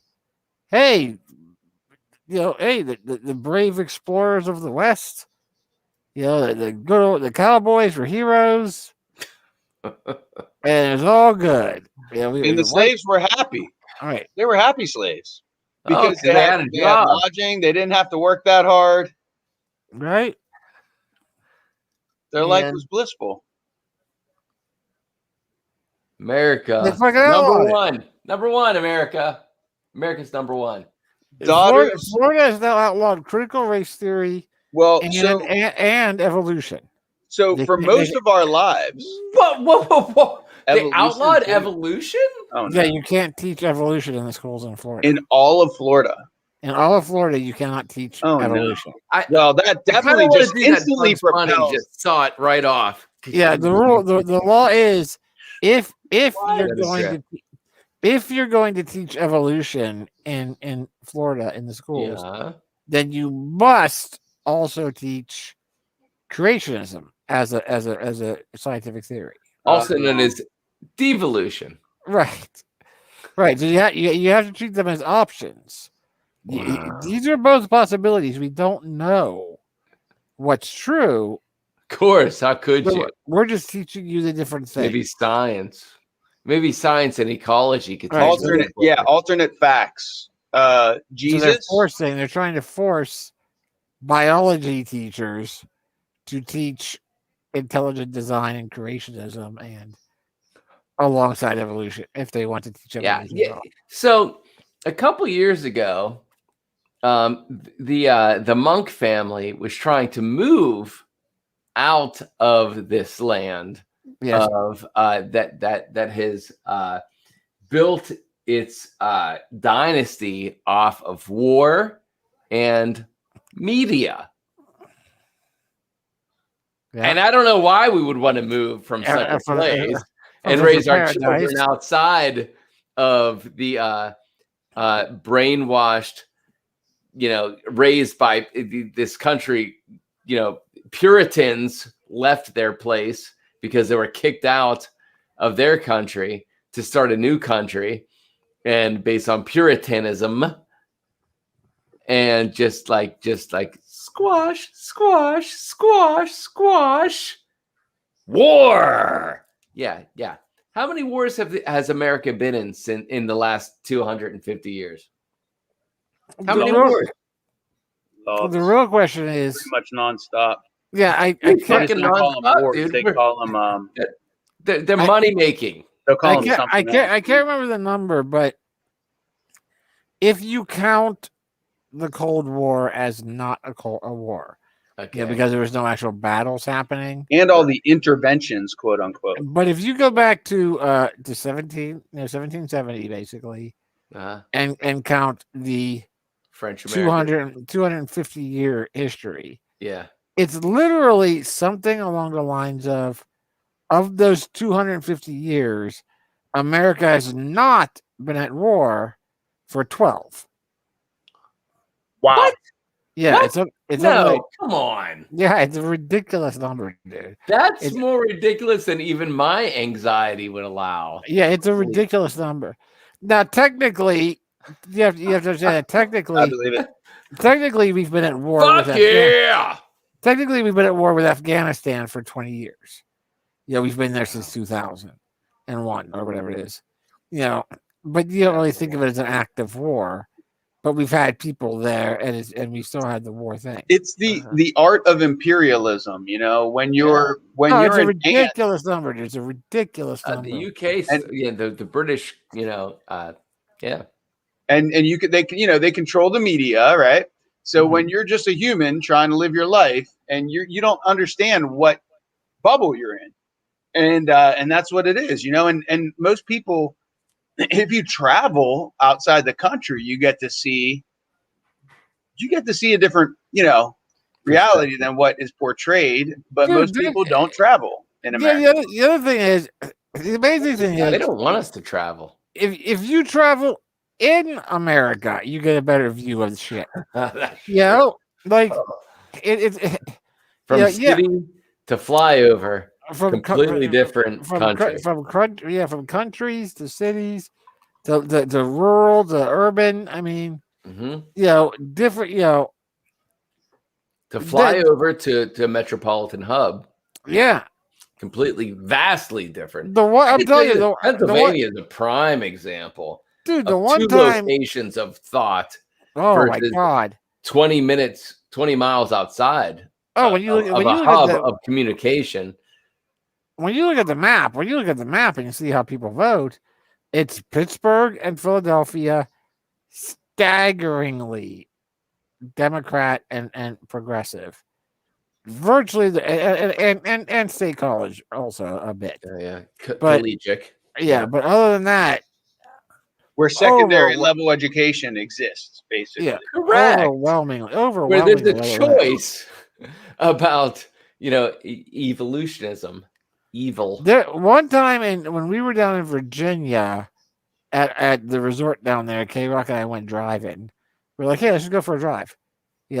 And we wound up going up over this mountain and hills and taking some back roads. Wound up in West Virginia.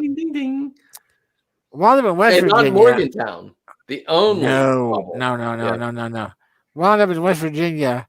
And as we're like, let's find a place to turn around because we just were not seeing. I was like, where are we at on gas? They're like, we still have half a tank. I'm like, all right, let's turn around because I don't want to run into issues here. We find. I'll never forget it. We're like, let's find a place to turn around, and we're in the middle of fucking nowhere. I haven't seen a house in 10 minutes of driving. And we see, there's a parking lot of some sort up here on the left.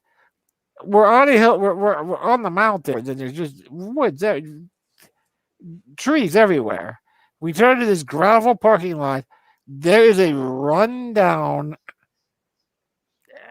ramshackle building with a sign advertising that this is apparently a local gathering place. Oh, for what? For food.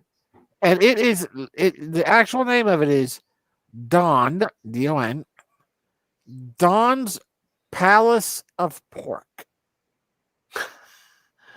Don's Palace of Pork. And that's how it ends for old BB Rumble. And I said, I wasn't even joking, dude. I said, we have to get the fuck out of here because I don't trust it. We could be the next plate of pork. Yeah, I don't think that's pork. I don't think they're. But I mean, it was dirty, like the fucking. And there were like 3 pickups, parked in the fucking parking lot. The sign was dirty. There were there were lights on inside, but there wasn't any kind of no LEDs or neon. It was just some light. And the windows were filthy. I mean, just filthy. And I thought, oh my God, no, we have to leave. I was really thinking. I remember thinking, watch for like a fucking strip of nails or something, dude. Like watch for a strip of nails. We're We can't get a flat tire in here. We cannot get a flat tire here. Oh my God! Right? Yeah, the menu needs fed. Yeah. Yeah, they could have been like fresh meat. City pig. Yeah. Duct tape and tacks poked through the duct tape, rolled out through the road. Got city pig on the menu tonight. Palace of pork. Oh my God! Nobody will know where they disappeared to. Dang, dang, but dang, yeah, dang, dude. dang. Dang, dang, dang, dang, dang, dude. The whole fucking thing is, it just astounds me that people, even Larlar, even my sister Larlar, just even when she goes somewhere, she won't do, like she goes, if she comes down to visit in West Virginia or down to Virginia to the resort, and I'm like, hey, let's go out to eat somewhere. Oh, there's a great place called the Chop House. There's a great place called this. No, she only wants to go to Red Lobster or Olive Garden. She will not go to privately owned. She wants a chain restaurant. She won't. So this was really established and set in stone by the McDonald. It's wherever you are in the country, the recipe will be the same. You'll know what you're getting. And you're not being served humans. Well, as far as you know. So a couple things. Wherever you are, you feel a comfort of something that will not break your comfort zone. Which is not my comfort zone. You should expand your palate, your knowing. Keep it small, baby. Keep it small. Right? Some people from West Virginia might say that we're being discriminatory against them. But see, I don't think we are, because you know what? When I was in Tennessee, it's pronounced Tennessee. When I was in Tennessee the first time, and we had vehicle problems on that one. It was on the return trek from our cross country trip, and we were like, God damn, the van's making a fucking noise. I don't know what we're gonna do. And we checked into the hotel, made like a AAA, got us like an appointment with a mechanic at like 6 a.m. the next day or whatever. And we dropped it off there, and we were like, well, let's go find a place to have breakfast. And we went to like this diner, like a locally owned diner, and it's one of those occasions where a number of people that I grew up with or in the town that I lived in would have felt uncomfortable because we walked into the diner and we were the only white people there. Everybody in the diner was black. Everybody that worked there was black. And K-Rock and I were perfectly comfortable. Like, we just sat down, saw what was on the menu. I remember the guy comes over, the cook comes over, and he's like, he was like this. He was like a wiry, black dude with an apron on, and and he had the southern accent. What can I get y'all? And I was like, yeah, I'd like to get just breakfast, blah blah blah. Like, how'd you like your eggs? And I go, and so I say, can I get them poached? And his response, he just goes, nah, I ain't know what poached is. But how else do you want them? I was like, okay, over easy. Yeah, I was like, over easy. And he's like, all right, we got you. I got you. Best fucking eggs I ever had, dude. Like, he knew how to make eggs the way he knew how to make eggs. But K-Rock and I both loved it, dude. We were just like, it was like a great experience. And I could totally see people being uncomfortable. So I definitely know that it's not a thing of. Well, okay, so flip that coin. Yeah. Flip the yin to the yang, and think about how this culture versus that culture has to deal with the majority of the mentality. Now, I'm not going to color code this, but what I'm saying is when you are redlined into a certain area, and then you cross that border of comfortability, you're going to experience something new to you. Yeah. Because you've been redlined outside of it. And BB just told the story about that.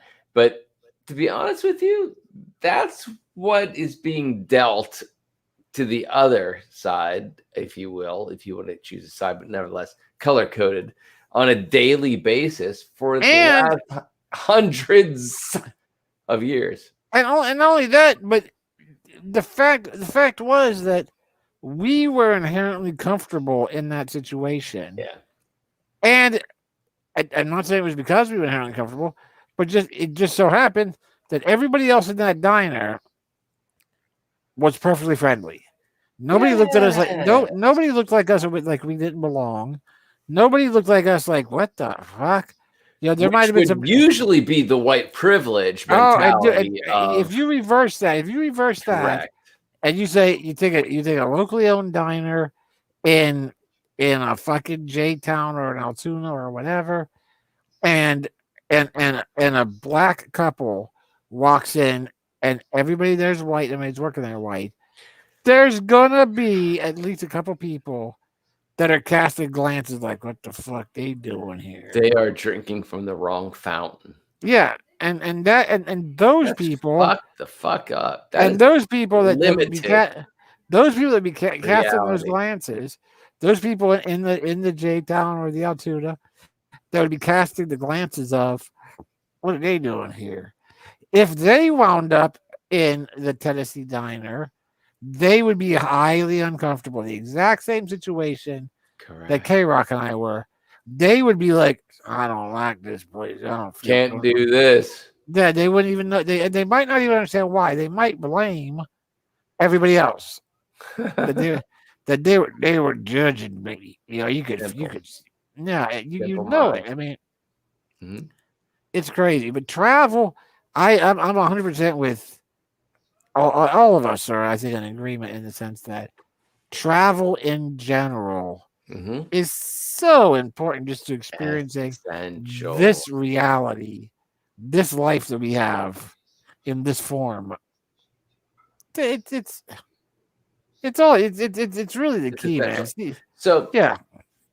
So what we're going to look at is it's our last getting together for BB Rumble's 50th sometime this week, or that we run out over the next couple minutes. Yeah, it's true. We got a minute and a half. So what I'm going to say real quick is that the Renaissance is the age of enlightenment. And I'm not going to go into the astrological aspects of such things and societies imploding and exploding and condensing again and again and again, and seismic events and ancient civilizations. But what I am going to say is the written word of history that we have been fed as Caucasians is that the age of enlightenment was spurned on by the road system of people getting out of their warlike feudal states, the feudal systems, and exploring and bringing information back. And that was the Renaissance, the new Renaissance. And that's where all of the arts exploded because of such things. And the internet is the new age of the Renaissance. I said this back in the day when I heard such words as Q-Link, thanks to BB Rumble. And so when you realize that you are not your physical world, you are a binary code of thought that is completely fluid with everything and nothing, then you are. I remember back in the early 90s. We have 20 seconds. In the early 90s, I guess I don't get to complete this. You done it. Or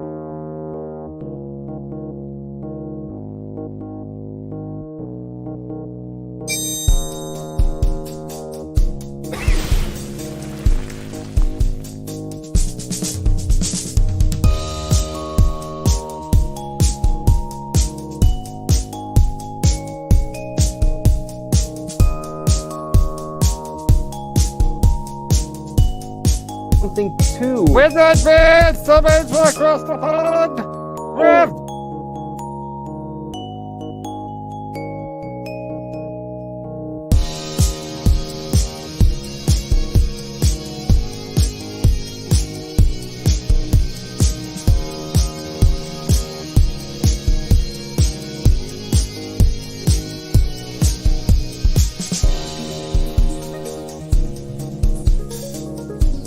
Counter. The encounter Farpoint. And that was the cue. With advance. What? Summon from the Romanian desert. No. River.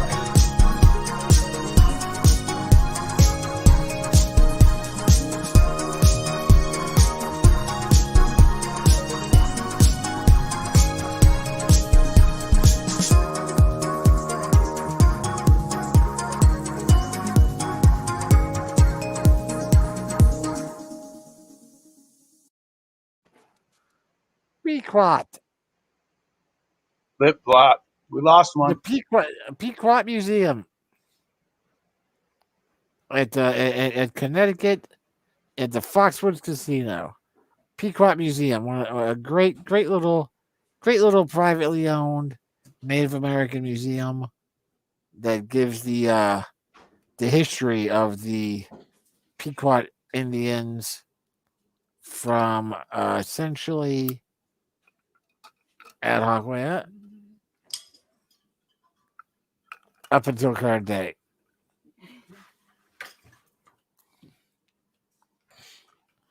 Very enjoyable. But Hold on 1 second. Yep. I'll be right back.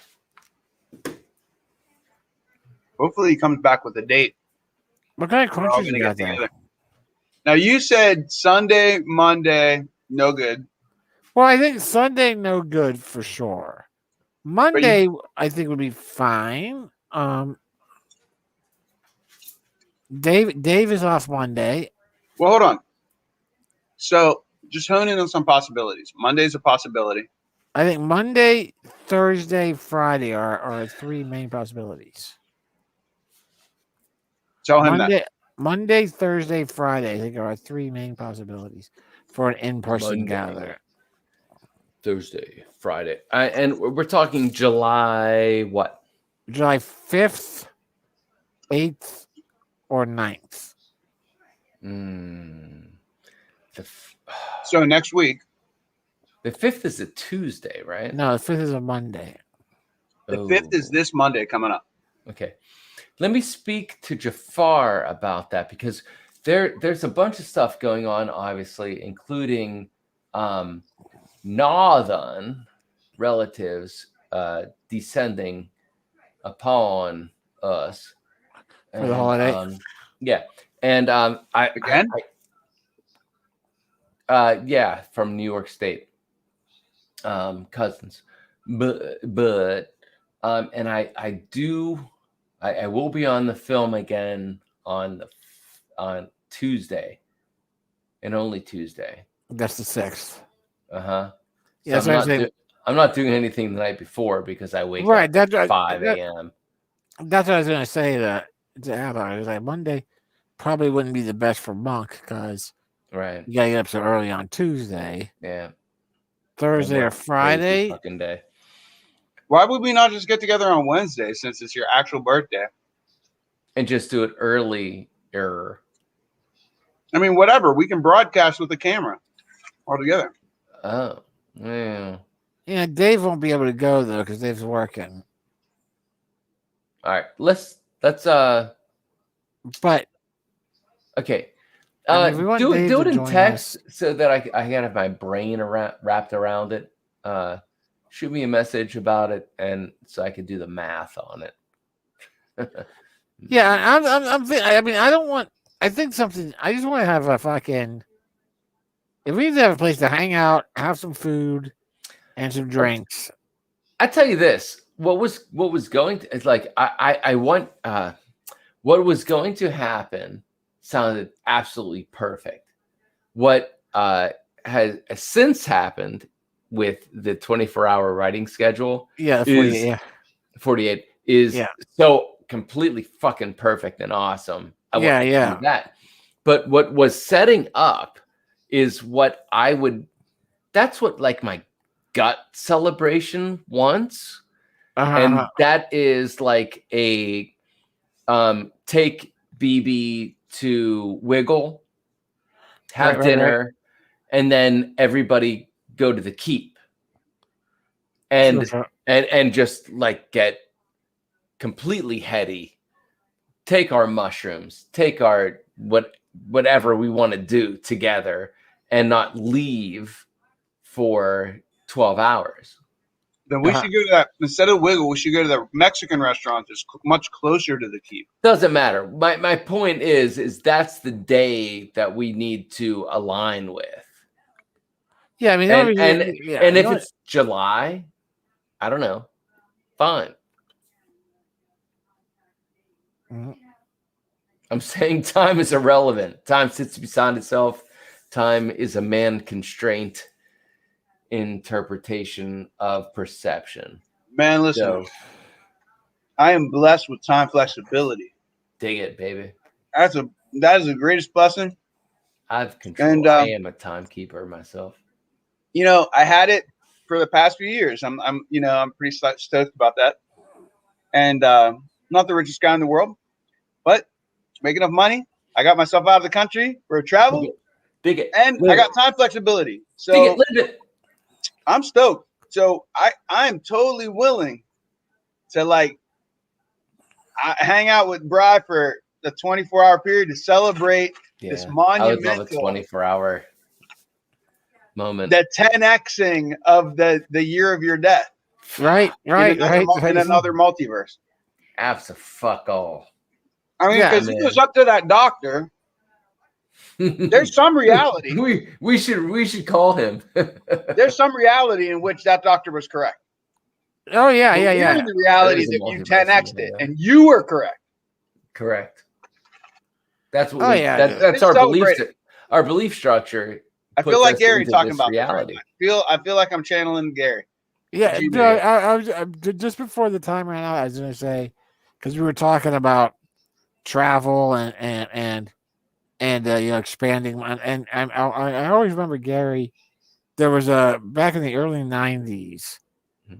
I had gone down. I was down Aces for a Steeler game or something, and this was like the first year that I had met Karen, like 93. It was like very early. Wow. I didn't know if she had visited yet. And I remember talking to Gary, telling him about, oh yeah, this Karen is coming to visit. She has this hand. And he was like, you know what? Here's the thing about this, because we met on Q-Link, because T had mentioned Q-Link, and that's where K-Rock and I met. We met on Q-Link about 1 year before Q-Link shut down. It was just happenstance that we had met just before it shut down. And I remember talking to Gary that K-Rock was coming to visit, and I remember Gary saying, that's the thing about what's happening now, man. You got this internet happening and all that. Do you know? He said to me, do you know how many people in my life have lived their entire life in like a 60-mile radius? Like they've spent their entire no, they'll go to vacation to a Disney World, or they'll go to vacation to a Sea World. They'll go to some place that's designed to go here, have this stuff.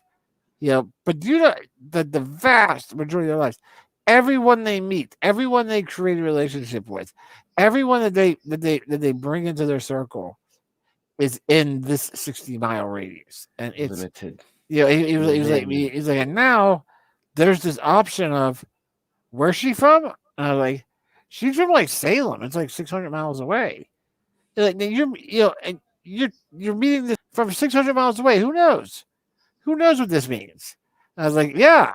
Obviously, it turned out to be a very important encounter. But that's so awesome. At West Point. Yeah, that's a cool story. That's a cool. And I remember that's cool history. I remember being distinctly aware of the limited exposure that a lot of people either are forced into or choose. You know, there is a comfort to some. Yeah. Oh yeah. Yeah. Again, yeah. we were just discussing this about even your culinary habits. Mm-hmm. It's the there are people who run with the what if, and that's what they live with. Like when I get a message from work that they want me in San Jose in 6 days, and I ask them, can I drive? And they're like, sure. There are people who are like, yeah, but what if the van breaks down? What if your chair breaks? What if the lift doesn't work for some reason? What if that's a ridiculous? It's not ridiculous, but it's a horrible way, in my opinion. It's a horrible way to live your life. Absolutely. Absolutely. That's a choice. That is a choice. Yeah. That is a choice of your realities. And for some reason, they never. And the weird thing is, this always struck me as odd. Those are fear-based decisions. Yeah, correct. 100%. But that's correct. It's very limited. Fear limits the mind. Oh yeah, if you present anybody, and I can almost guarantee this, if anybody confronts you with a what if argument as to why you're doing something, what if this happens? If you say to them, what if it doesn't? They look at you like you're insane. Like they're like, what? Well, then you might as well have just stayed home because nothing happened. No, the exact opposite. It doesn't equate to them. Happens. Yeah, it doesn't equate to them that just saying what if it doesn't is the answer to their argument. It doesn't. It literally does not equate for them. Like they cannot. Right. So it's a pre-described reality. So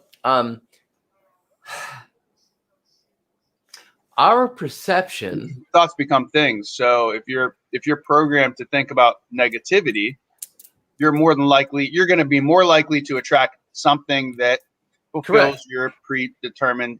Yeah. It's manifested in such a way, and possibilities are attracted in such a way. I remember when Prince Rogers Nelson passed, there were a lot of interviews with The Revolution, which was his band, that he broke out of the individual. It was his first push into perceiving that it wasn't just a single mind running a ship. It was Prince and The Revolution. And Brown Mark, who was the bass player, told a story about Prince telling him that if you're going to be in the band, this is boot camp. Let's just say it that way. And he had him stand in front of a mirror and create his posture, dressed, and change the way that he covered his body, and create a posture for a full fucking week before he played a single note with the band. You're too old, fat man. Go home. Anybody? You're too blonde. That's too blonde. All right. Yep. So the notion is that your belief is your entire reality. It has nothing to do with you or them, but your belief of you and them. Reality does not exist. Only through perception does a singularity reality exist outside of the singularity. We are all one of the same thought. Our perception of thought creates division. It's fucking fascinating. So when you start creating, easier said than done too. It's easier said. You can know that only when you allow those to perceive your thought. It's a it's a self-imposed difficulty, I think, man. Yeah. It's not, Correct. yeah. I would agree with that. Yeah. Yeah. It's 100%. But that's all through subconscious. It's called education. self-limiting. It's called self-limiting behavior, and it's what that's what you're talking about. Because most people, they set their bar too low because it's like it's achievable, and then that becomes outside of their comfort zone is achievement. And I'm guilty of this. I struggle because I'm trying to create a company that's a national company, like that's huge, that's big. And often I'm like, am I capable of, like, am I deceiving? Like, is this, but then you see other people do it that have similar backgrounds. And I'm like, I have to constantly look at other people and go, fuck, if that person did it, I can, this is bullshit. Like everything that I'm telling myself, no, it's an option. I'm restraining myself. It's a fucking great idea. It's a solid idea. It's workable. I'm not capable of doing it. I'm not a 100-person company. Can I manage a 100-person company? I don't know.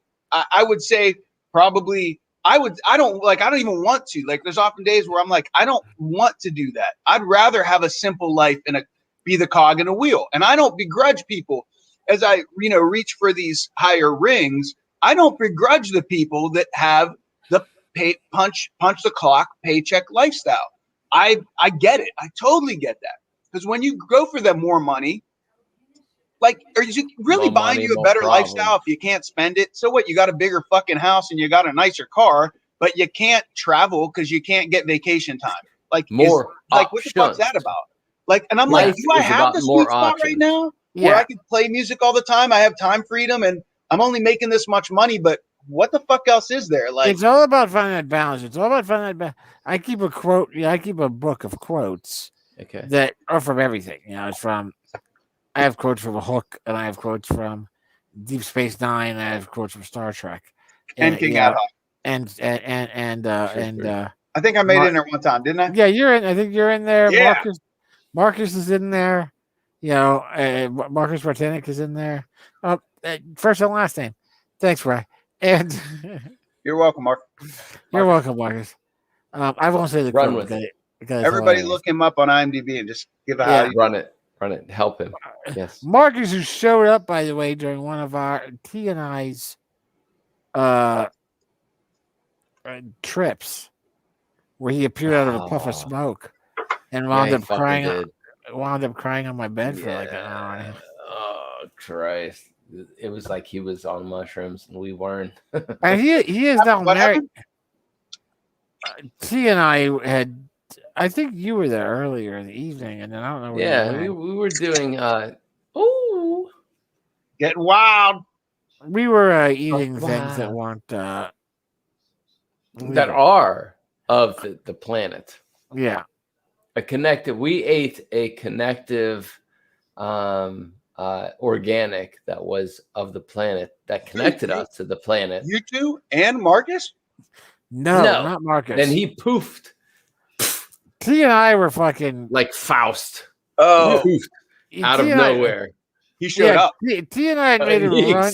Just like, we had made like a 1:30 in the morning run down to the Donut Deli 6-pack shop. Yeah, I remember that place. And we ran down there. We got a 12-pack. This was great of something good, and we were like, dude, we're gonna fucking go back to the room and fucking sip on these beers all night. And we were fucking, I was like, dude, fucking, And then all of a sudden, fucking Marcus is there. Literally, like, T and I both were like, where did he fucking come from? And they wound up. It was like a challenge quest. It was total fucking TSR. And then it went off on like an hour and a half, 2-hour extravaganza of me breaking him down, and he was crying on the bed, and it got weird, dude. Oh no! Yes, yeah, it got weird. Dude. And he's still your friend. That's awesome, though. But kudos to him for being able to go through that, dude. Correct. And he wasn't. He wasn't fucking. He was not on. No, he was on anything, but he was struggling.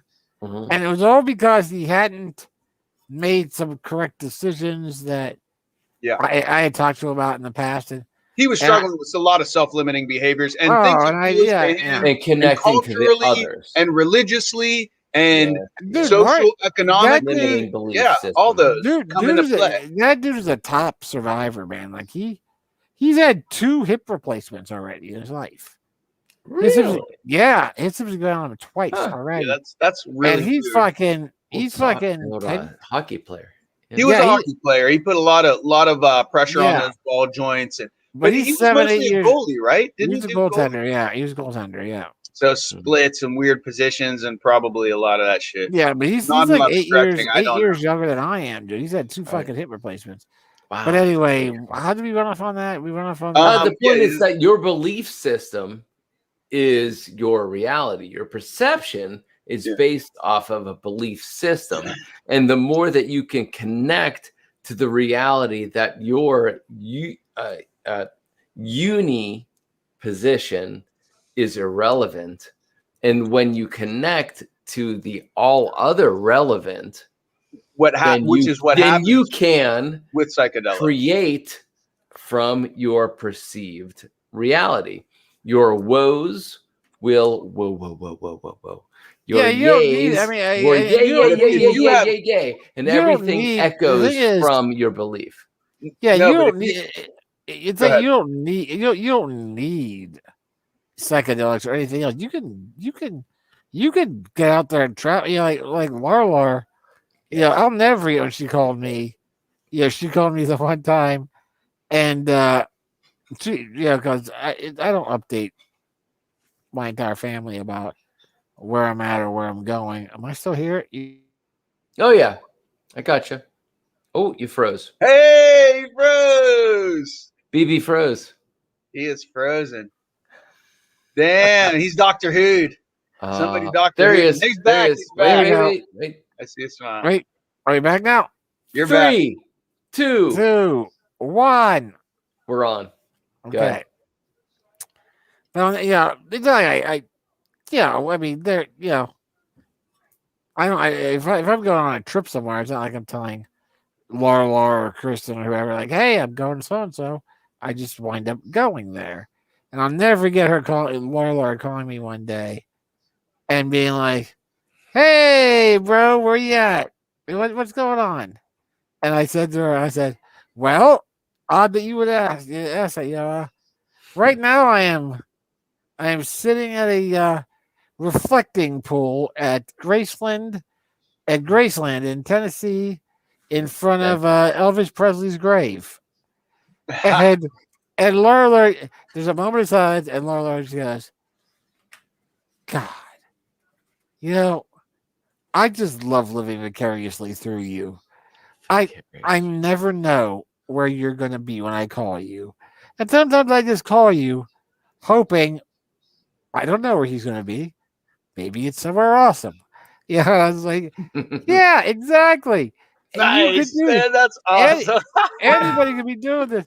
I love the fact that younger sister was envying the bound brother and his various lifestyles. Like, oh man. You're not more mobile than she is in theory and in most physical theory, but mentally, correct. You are boundless. You're boundless, yeah. And so it's pretty interesting. So our mind does control what our limitations are.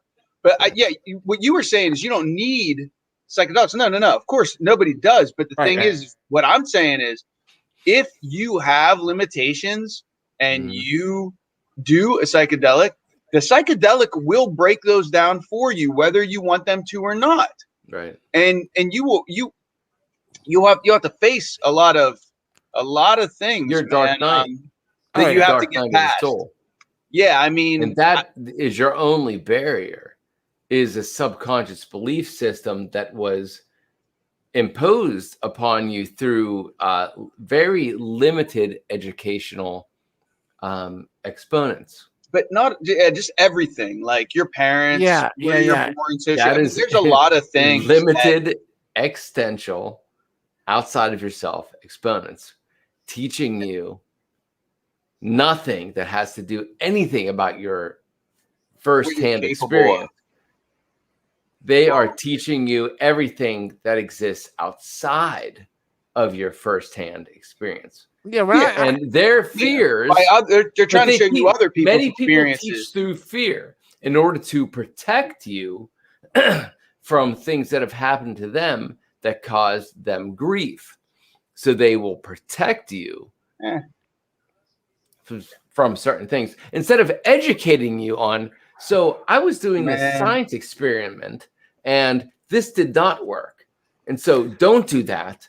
Go to the next evolutionary level of that science experiment. But there is validity. So you can grow from it. There is validity in science. I mean, speaking of science, like there's certain things like gravity is real, right? Like that's just like, you know what I mean? No matter how much LSD you do, don't believe that you can hover because the gravity will suck you down. Right. Like there is certain things where we are in this. There's rules to this world that we're in, but man, there's certain things that can be bent, like Beckham, bend it like Beckham, and I don't know, man. It's just, I guess, but to bring this back around is it, you know, we're coming up on a birthday for BB in which he has bent it like Beckham. He has defied the odds of what people looked at other people and said. 5 decades past the first. Yeah. Like 5 reality. There's like. This and is somehow we've all had our Mayday. moments to where you know, and the fact we could have been shorted from this existence. Yeah, and the fact that you know, I'm not a big regrets person. I don't have really regrets of any sort. If there's anything that I have, it's, you know, I had 2 other friends back at the same time when I was young, same age as us, that I only ever got to hang out with at wheelchair-based things, you know, at Hiram G. Andrews or whatever. And they both had the same muscle dystrophy that I have. And they both died. One of them died when they were like 8 years old, and the other one died when they were 16 years old. You know, a girl and a guy. It was a girl and a boy. They were 2 different. And Cindy and God, what was his name? Bobby? No, Thomas. I don't remember, dude, because I got angry at the whole fucking situation just because. Yeah. Their parents were. Oh yeah. You can't. You wouldn't have been able to. I was still a kid, and they didn't. They wouldn't let him go outside in the fucking snow or cold or rain, or run through the sprinklers or fucking none of that. You know what I mean?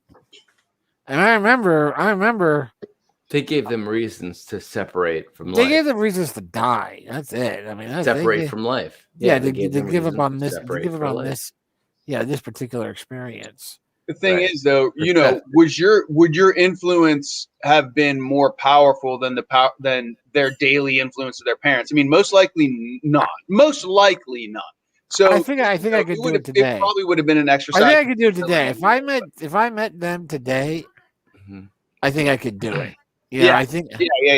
Yeah. With I think the technology. You could too. I'd be like, fuck them. Look, I get it. It's gonna suck. It's gonna be hard. Cool. But man, we gotta live our life. BB, you know? when you meditate tonight, we gotta experience this when you meditate while we're here. Yeah, I hear you, Monk. As much as we can. When you meditate tonight, time does not actually exist. It really sits beside itself, and all of the information that comes to us in our dream state is from our higher self that exists because we have expounded upon our information from a singular expectation outside of duality. So that said, is what you want to, the information you want to give to them is still available to them in that 8-year-old, 5-year-old mindset and the 12-year-old mindset that they only accomplished. if you meditate and align with that information. So time does not exist. Information is the only thing that truly exists outside of the singularity. So don't have regret about it's not, information. it's not. And yeah, I'm not. I don't want to hear it's not. What I'm saying is, fucking give it. Yeah, fucking give it, dude. Tonight, when you go into your meditation sleep sense that is outside of a human consciousness, whatever the fuck conscious is, time bullshit. Fucking give that information tonight. Yeah, no, and I think really their timeline may be vastly fucking different because we all know that time and multiverse truly exists in multi-earth, and there are so many lives where so many earths where you've died 1,000 fucking times in my lifetime. Right. Okay. So fucking give it to them, man. Yeah. Fucking I think I believe I have. Yeah, I think I already have. Good. When I say regrets, I mean I for this particular experience. Yeah. You know, like minimalized multiverse. Perception. Yeah, because there's a specific conversation where the boy, when I say it was Thomas, who died when he was 16. Doubting Thomas. Okay, he died when he was 16, and his ankles were getting all twisted on him, right? Yeah, his ankles. Mm-hmm. His ankles were getting all twisted on him. Whoa! Where'd everyone else go? What is going on? Is the universe a giant fractal? Oh, things are getting weird. There we go. Thanks. But no, I mean, ankles were getting twisted on him. Yeah, his ankles were getting twisted on him, and there was a thing of, oh, hey, the doctors were like, hey, I think we should do surgery on your ankles. And his parents were like, yeah, I think we should do surgery on your ankles because you're not going to be able to wear shoes anymore. And people like shoes. People like shoes. Society likes shit. And he did not want to have the surgery. He was like, I remember him saying, Brian, I just have a bad feeling about this surgery. And I had the back surgery already, because I had the surgery when I was 13. So I had the back surgery. And I said to him, hey, listen, my parents said to me, it's my call. You've just got to make it known. Like it's got to be your call, man. It's got to be your call. And he was like, I just don't feel like I want to do it. And I don't know if he ever had the conversation or if he did it with his parents, but he had the surgery and he died during that surgery. Yep, the surgery on his feet killed him. Over ankles, yeah. Over ankles. Dang. And he didn't want to have it. And that's always pissed me off. It's always pissed me off. Yeah, and again, it's nothing that fucking tortures me. It's nothing that's like, but in terms of this experience, of this reality, it's one of those things where I just, and I want to be able to go back to his parents and go, listen to your fucking kid. He might be in a wheelchair, but he's 16 years old. He knows who he is right now. He's got a feel for who he is. Just listen to him. Don't make him go, because he wasn't old enough to say, no, I don't want the surgery. If his parents were going to make him do it, they were going to make him do it. My parents were just different, and they said, yeah, bro, you're 12. We're letting you make the decision. And then they let me make the decision. But his parents didn't. It's always right. If I was fucking Lestat, those parents would be dead.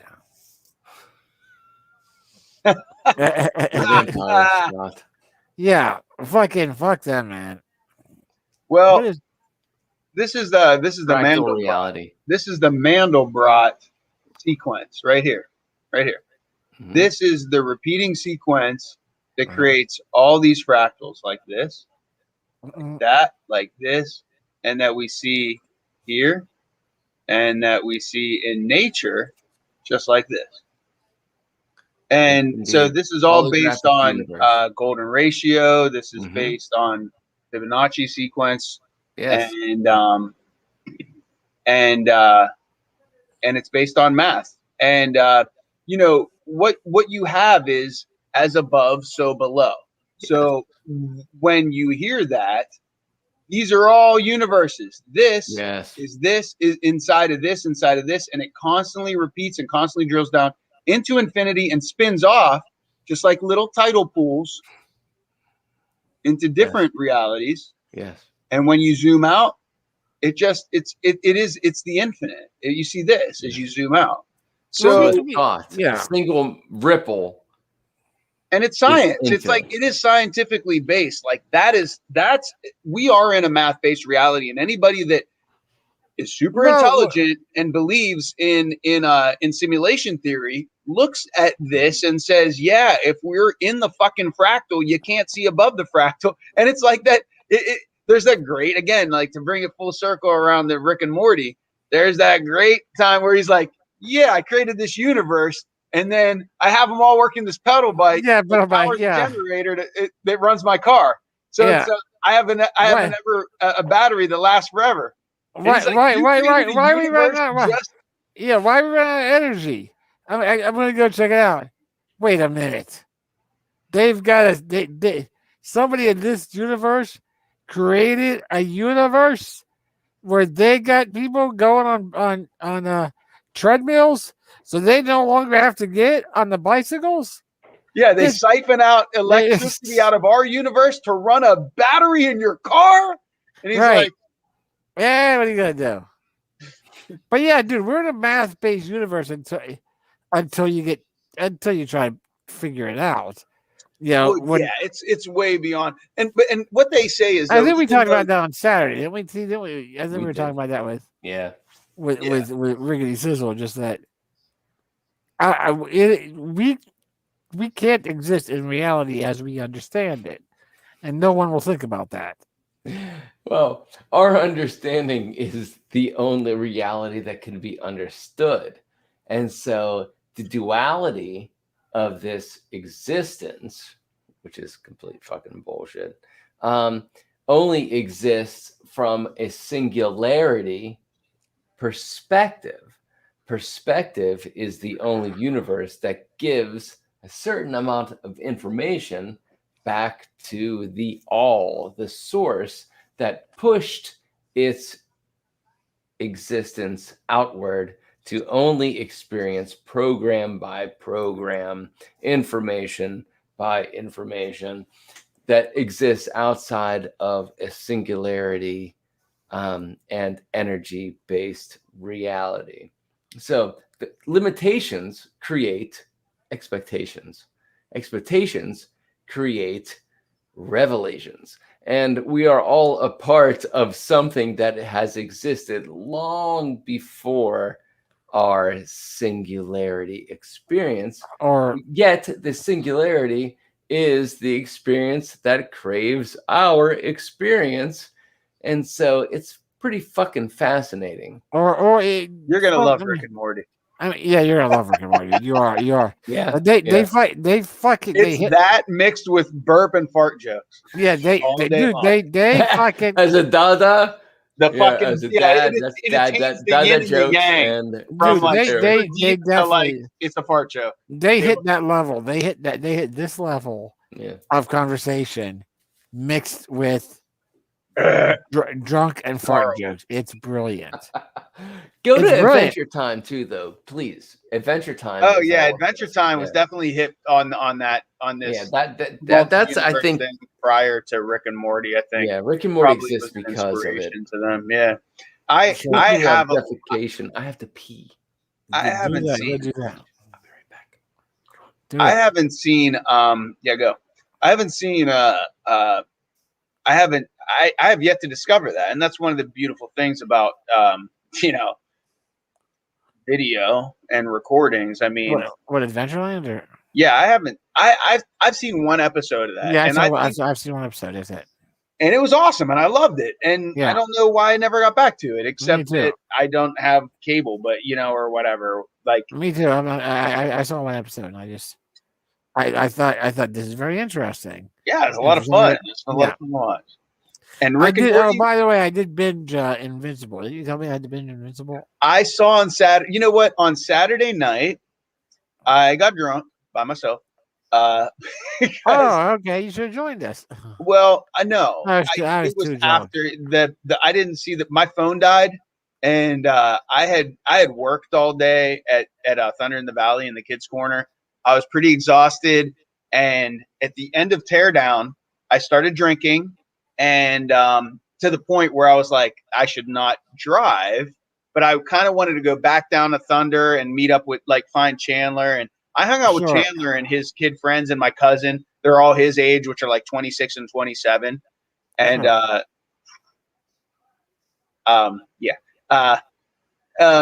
happened on Friday. And then Saturday, I was thinking meeting up with them again, but I was like, man, I'm just too tired. I'm just gonna chill here and hang out with mom and D and Bob, and we had some pizza, and I shot the shit with them, and then nice. Watching videos, and I saw that, and then I saw your post, and I was like, oh, that was awesome. I was like, I'm gonna watch this. So I went to bed watching your Twitch stream from Saturday. Nice. Night. I watched about 45 minutes of it or so. No, I remember you saying, I'm about 45 minutes in and still nothing. And then I think I watched an hour before I fell asleep, Right. But that's why I was like, that's my goal. Man, I hope they kicked in and got you. If I can be part of a show that people fall asleep to, I'm fucking golden, dude. Well, recordings are awesome, and that's why these are awesome, and this is why we don't play the videos, because part of this is for fucking whoever finds it. You know? And when they find it, oh yes, hopefully it'll be the right time for them to find it. Did you watch all of Invincible, or did you just tell me I should watch all of it? I watched the entire first season. Yeah, me too. Okay, yeah. I binge watched it. It was fucking fun to binge. It was a great binge watch, and I can't wait for the. I was like, fuck, this is where it ends. I want to see more. I thought it was a very interesting show, and I thought the last episode 8, was awesome. I thought the last episode was amazing. Yeah. You've seen it, Monk? Or? I have. I watched the whole thing. Yeah. Yeah. Nice. So the animation is so anybody who hasn't seen it, stop watching now because it's just a spoiler. Yeah, and go watch Heavy Metal before you watch it. I did. But I mean, Omni-Man's sequences. You'll like Heavy Metal. Omni-Man's, Darth Vader, Anakin, Emperor moment there when he is beating the shit out of his kid, and the kid says, "What?" And the dad's like, "What would you have?" And the kid's response is, "I'd still have you, Dad." And the dad starts to think back to the baseball games and then flies off. And you don't know where he's going or what he's doing. I just thought that was a very well written and for a cartoon, very emotional. That was a great payoff line. Yeah, as a writer, as that was I thought poignant it was moment of delivery. Yeah, and that's the same. That's the same dude that fucking created The Walking Dead. That dude is fucking rolling in it right now.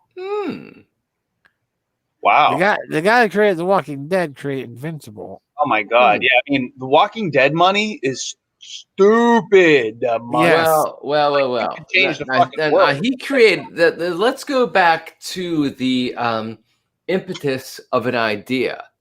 So an individual took the zombie concept, right, and put it into a written word that went into a graphic novel, correct? Yep. And it was the idea that went to the written word and the graphic novel that then spawned the show, corporate visuals. Yeah. Right. And so therefore he then did another graphic novel. Yep. that then inspired this other illustrated or animated, I should say, Joe. So this actually stems back to what we were just talking about, is that thoughts become what? Reality. Correct. Thoughts become things. Everything that exists around you that you can perceive has been created by another consciousness that is an exterior of your own consciousness. The tabletop, the shape of it, the urinal that you piss in or defecate in is all complete design. It's a grand design of those that have aligned with your vibrational consciousness. And so when you think that your ideas have no merit, that's fuck all bullshit. Yes, because you are a part of the grand idea. So your individual thought is the most prized thing in the goddamn universe. Goddamn gold. Journal to universal consciousness, right there. Just right there. Yes. What others will tell you, your individualism is going to make you a read this article by the dork. When you say that I'm the only person that think this way, and it's going to separate me from the herd, and I'm afraid that this concept and idea of who I am is going to exist outside of the perceived concept, is going to ostracize me and make my life shit, is the complete never become a George Romero. You will, yes, exactly. Nice. So your unique concept is what is craved by the masses, because the masses don't remember that they are a part of the individual source singularity. Yeah, always hold on to your own creative thing, dude. It's one thing that, one of the main things I've learned in the last 3 years or so, where I've been writing a lot more of short stories and flash fiction and novelettes or whatever, is sure, I've had, 3 or 4 stories published, a couple poems and whatnot published, but the number of rejections that I get is overwhelming. Like it is. Some. What? Overwhelming to some. Exactly. Yeah, it's a some. Yeah, but you didn't let it overwhelm you. No, because anytime I get back a rejection letter from somebody, I reread the story. You're like, fuck you, doctor. It's similar, something like that. A little different, but I read it. Straw running away. But crazy straw. K-Rock, my straw ran away. But when you analyze, when anytime I get a rejection letter, I reread the story. I read it over. Information. And there will be times where I just go, okay, I think maybe I could, I could change something I do. Yeah, right. But hand to K-Rock, everybody. Hand to K-Rock. Break them if you got them, bitches. Yeah, bitch. And I say that lovingly with love. But I read the story and I have not yet had an occurrence where I go, they're right, that story sucks. I've always still felt like, no, there's a solid story here. Mm-hmm. So I still feel like, I probably have maybe 24 stories now from the past 3 years that have been written and just have not been published anywhere yet. But I got them. And I still feel like nice. And I'm running into situations more and more where, I see a call for this kind of story. I go, oh, I got that. I already got something like that. Let me read that over. So it really, I don't think I ever got. I don't think I ever got around to the actual where I was saying I was saying maybe prior to the credits that I keep a book of quotes. Oh yeah. I keep a book of quotes that I find everything from Hook to Star Trek to Shakespeare to Yes. whatever. And one of my favorite quotes I have in that quote book is from Coco Chanel. Fascinating. Okay. Coco Chanel. She's a clothing designer for those out there. Right. That one coming. Yep. And Coco Chanel was quoted as saying, "Success is most often achieved by those who do not realize failure is inevitable." Yes.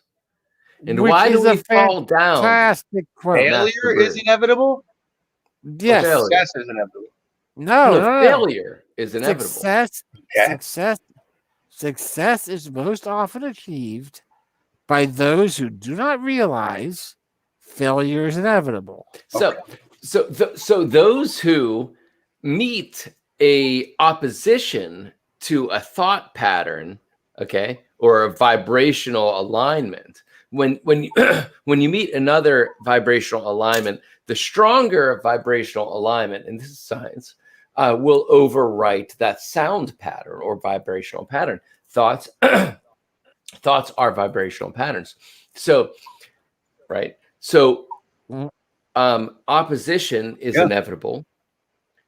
Success is only achieved by the realization that certain frequencies will alter a thought pattern. And only when you acknowledge that there are stronger patterns that will want to rewrite your programming, right? Can you achieve the dominating program or thought process to rewrite the other vibrational assimilations? Man, that's true. And I'll tell you something is that we as humans, we are definitely subject to our environment and affected by our environment. And one of the things that a lot of people, I hear in like, and it makes a lot of sense, like personal development. Like you can't choose the family you're born into, but you don't have to accept that as your reality. You can move out of that, and you can look at other people, and you can choose your other mentors. And if we are the average of the 5 people that we mentally spend the most time with, then and if you have to deal with one shitty one, you better make the 4 other ones like really exemplary as to where you want to go, and then you have odds of getting out of that kind of reality. But as far as like vibrational, like thinking and like music and stuff, I mean, yeah, I hear what you're saying. That's it definitely makes a difference, and sometimes I think sometimes it's I think that we're all capable as humans of like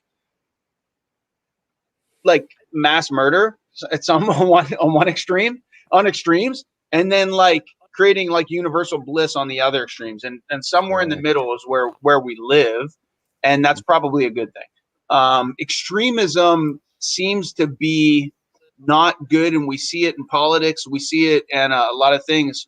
But there is a yin and yang. There is the dark and the light, and that image I think is hugely powerful, and it's very old. But on the other hand, you have the scales, which is also representative of balance, and the darkness and light exists in all of our consciousness. The ability to choose destruction or creation, and it becomes a choice, and sometimes it feels powerful. It feels powerful to destroy instead of create or tear somebody else down. It can make you feel powerful. And I mean, I think we've all felt these times where we're like, damn, like, I don't know, man. I wish I wouldn't have said or done that thing, to like really like hurt that person or whatever, but I don't know. But they deserved it.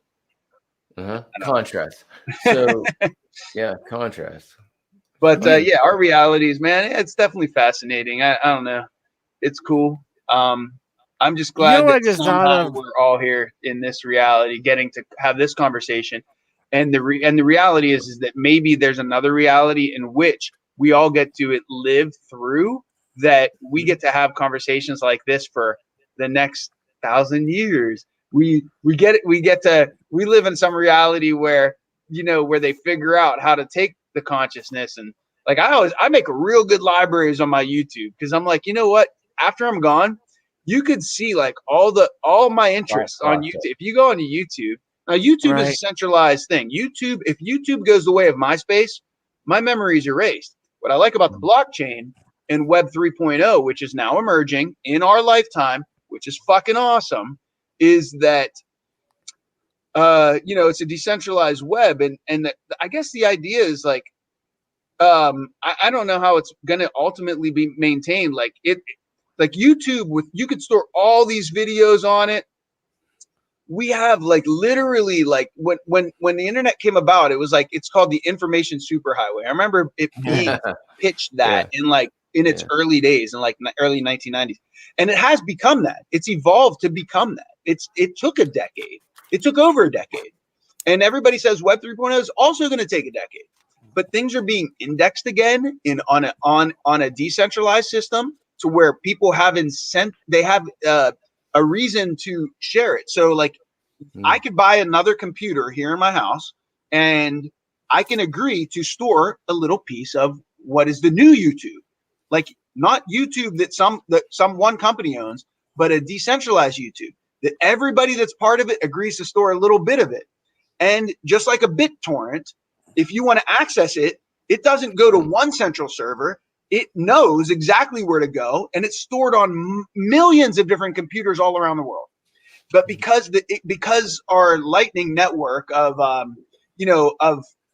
sending the query is like, we can't measure it in our time. Like, it happens seemingly instantaneously. You can get an answer to any question that you want, right? You can be like, oh, what's this? Oh, show me this video. Like, YouTube's fucking powerfully, hugely awesome learning tool.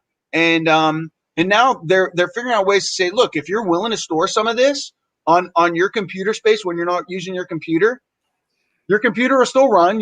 It'll increase your electric bill a little bit, but you'll earn tokens every time somebody queries something that's on your shit. You earn tokens for being a keeper of the information. So instead of YouTube and the couple fucking venture capitalists that own it and are now multi billionaires several times over, all that wealth becomes decentralized. There are not a few billionaires. There's hundreds of thousandaires. Information but shared. The information stays preserved forever, for infinity. We become the collectors and the maintainers of our collective consciousness. And this is what we're talking about, is there is a collective consciousness. It does exist. It exists. If you don't believe me, go on YouTube and try to remember the name of something. Go on Google and look up something. He's showing us great distilled water. I'm not quite sure. Water has memory. All right. Well, that's another topic. It's not. It's the exact fucking same topic, actually. Your brain is 80% water, and I guess it does theoretically retain energy. Hey, by the way, fucking planet is it? And the idea is that Dr. Imuramoto was doing these experiments, and what's fascinating is that information goes to the point of completely where it's occult information or limited to the outside of the masses that can't fucking handle it, which has pretty much been the topic of tonight, into mass media, esoteric information done through symbolism. And let's look at Frozen 2. Okay. Disney, which if you go back into their visual catalog, did a video on sound and reality. This was done in the 60s. But where Dr. Imuramoto's experience was where intention is being recorded by water, or the emotional content or vibrational thought patterns of such things, thoughts are a vibration. Water holds these chemical patterns through vibration. We are living in a water planet.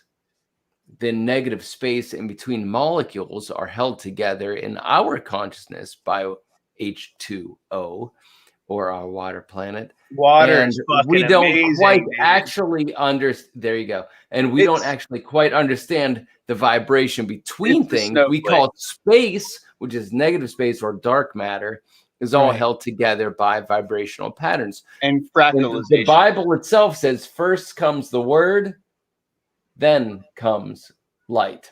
So there's love and gratitude. It's very beautiful. That's eternal. Correct. That's peace. So, and it makes shapes. And if you vibrate at a different frequency, it makes zero shape. It makes chaos. It makes chaos.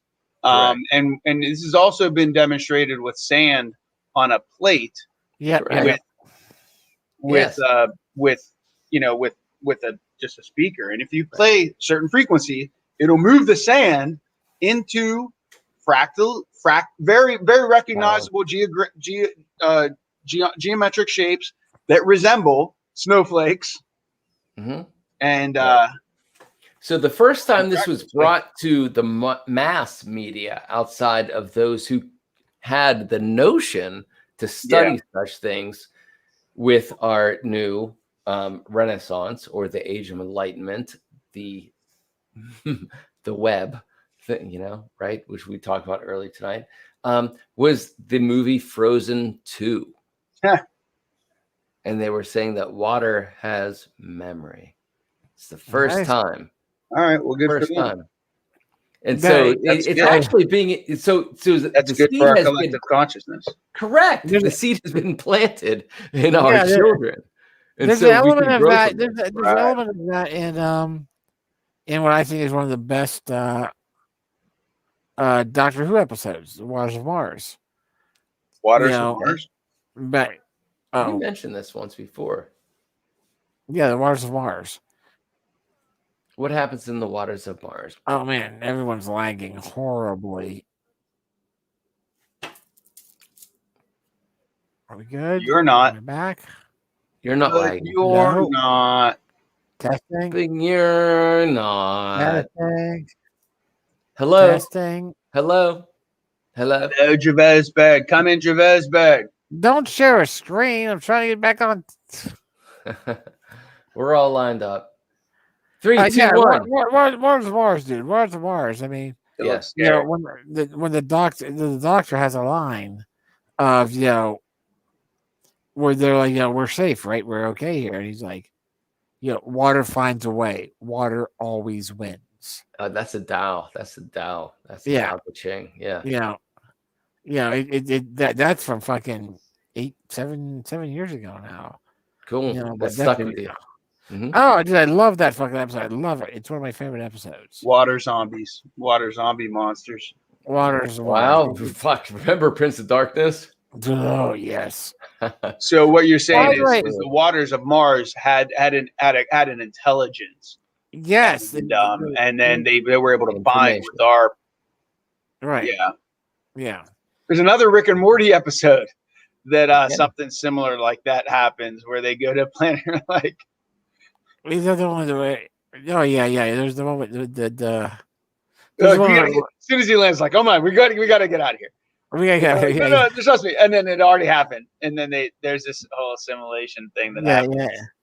Yeah. That's the one where he winds up fucking the planet.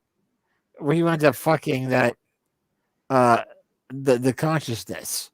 And like, it's like it's one of those. Yeah, it was, and there's a second version. There's a second part to that. She makes a comeback in another episode. Right? Yes. And it was equally fucking brilliant, hilarious. Yeah, but the first one, that's right. It's very much a Borg type of. Yes. Yep. It's a great episode. It's a great episode. Hive, yeah. But a bit less deep than what we've been talking about. I think I had a good idea. Just occurred. We're less deep than we're talking. Let's hear it. Right. For a birthday celebration. Oh. Okay. Pick a day, whatever day it is. Get together, have a nice little dinner, some drinks. Come back to the house, right? whether we do some some really sizzle gifts or whatever. I have right now on TiVo, which I have not yet watched. I have 4 hours of history. Cool. Interviews with Paul Stanley That's and Gene Simmons giving the history of Kiss. Oh, Wow. Jesus. I don't know. That would be amazing for me. I don't think Jafar would give a flying fart. Oh, That would make 4 hours go by, boy. Ah!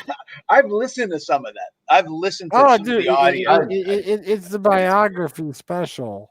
Yeah, I do that Kiss. shit. I do that. Those guys, man, you know, so It's you a get good to hear study. all their perspectives, right?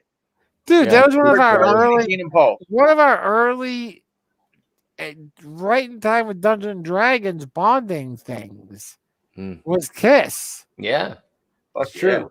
Our first superheroes. And we were proven correct. Sonic. Again, Right. once again, time has proven us correct that band is freaking awesome. Still, Yeah, they're legendarily They're epic. cool. absolutely.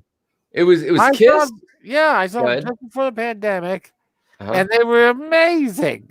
Yeah, I mean, they're pretty fires and you knew what to expect, Ace and they were Frehley's still guitar. amazing. Think They were about whenever amazing. they were the fucking breaking the ground, and nobody else was doing that. I'm kind of thinking that at least the three of us on the big screen TV love it. watching Kiss Dude. Needs to happen it needs to happen for for the 50th. right. Maybe a little Excalibur, Yeah. not the whole movie, but maybe just the boob scene. See And the where we're weird- at. See where you're at after 4 hours of a Kiss.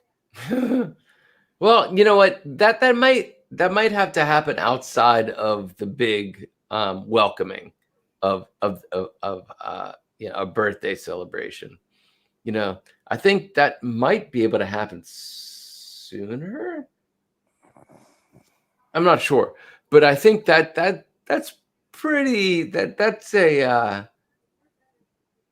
It's pretty us. I don't think everybody invited is going to love it the same way we are. No, and I would definitely involve a 30-pack of beer.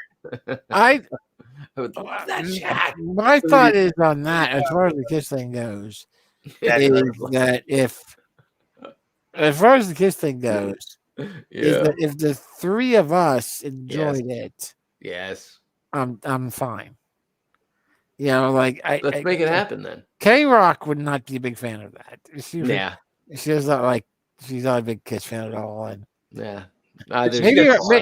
maybe her and Jafar could do something. I don't mind that either. Yeah, you know? But like I'm saying, it's easier if it is a centralized moment, because I have other little Kissites that exist in my world that need taken care of by Jafar. Right. If I need to step out of their care zone, where they don't fucking care about such things, they don't vibrate in that reality. In other words, they don't. I'm okay in my life realizing that certain vibrations do align with people's realities, and you're either going to raise your high by aligning to those that are of like mind, and then can create from that of like mind stature, or you are going to align with a vibration that is that of the deconstructive. Instead of raising your high, they are obsessed and get kind of a rush of the deconstruction and pointing out the the shit that doesn't work. There's those people that can look at something that doesn't work and say, here's a possibility. And there's those consciousness that look at that same thing and say, this does not work with something I want to align with. And they really get off on deconstructing something. And their entire consciousness is about complaining that something doesn't work. And that's the fucking world. And that's their lower vibe. You know what I mean? So if we want to do a moment like that, I know so many people, and dude, just going back to work, I've met people from different decade brackets of consciousness. Sure. And we had conversations, and KISS got brought up. And it is definitely a perceived moment in history that has affected today in ways that people can't see. And so we were a part of that first pulse that could see it when many people, especially of the limited religious sect, could not or would not, or, you know, anyway, I would love to get together with that decade and to invite those who don't. That's nice. But I think they would be there out of being nice to us and have a horrible fucking time and get nothing. Well, yeah, but I mean, but do we want to? Certainly not for 4 hours of it. Maybe you could do half an hour of it. Yeah, exactly. Right, but yeah, but yeah. That was a long-winded point. Yeah. Is there an avenue where, hey, we all get together for a dinner and drinks gathering, and then separate into different, and then come back to the high hold, and the three of us and whoever else spend 4 hours over there, and the other people spend 4 hours over there, or all of us go in the back for half an hour, and then a couple of us leave while the three of us remain there for the other 3 hours. Tough call. Yeah, I mean, I don't know. I think there's an opportunity there. I think there's an opportunity, but I think if you just call it out in advance, it might make people a little better. You know, saying, "Hey, I'll just stay home and watch the kids." You got to do 4 weird ass hours that I don't understand. No, I mean, it's definitely there. It would definitely what you call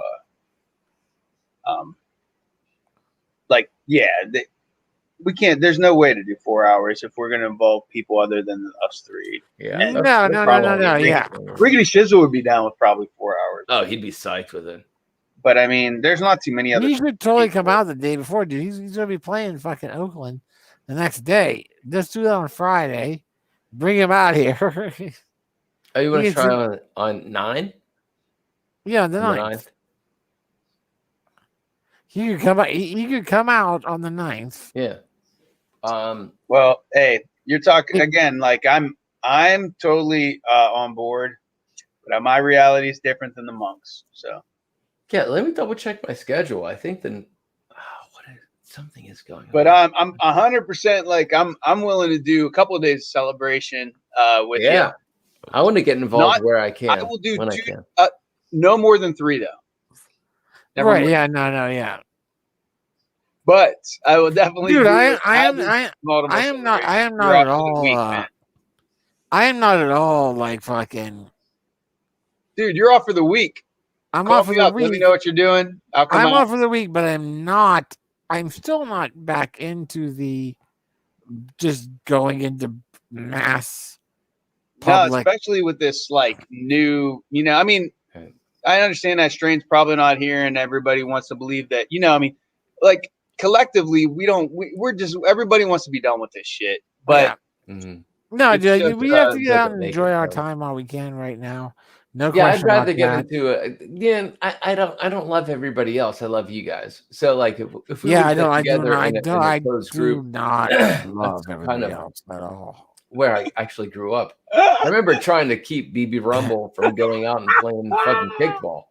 Like I don't love everybody. People think I love everybody. I don't. I love people of like mine. I just want little groups of accelerated thought processes. Dude, that Mexican restaurant though, I think is great. The one that's down the street from you, BB, that we went to, because the tables are spaced.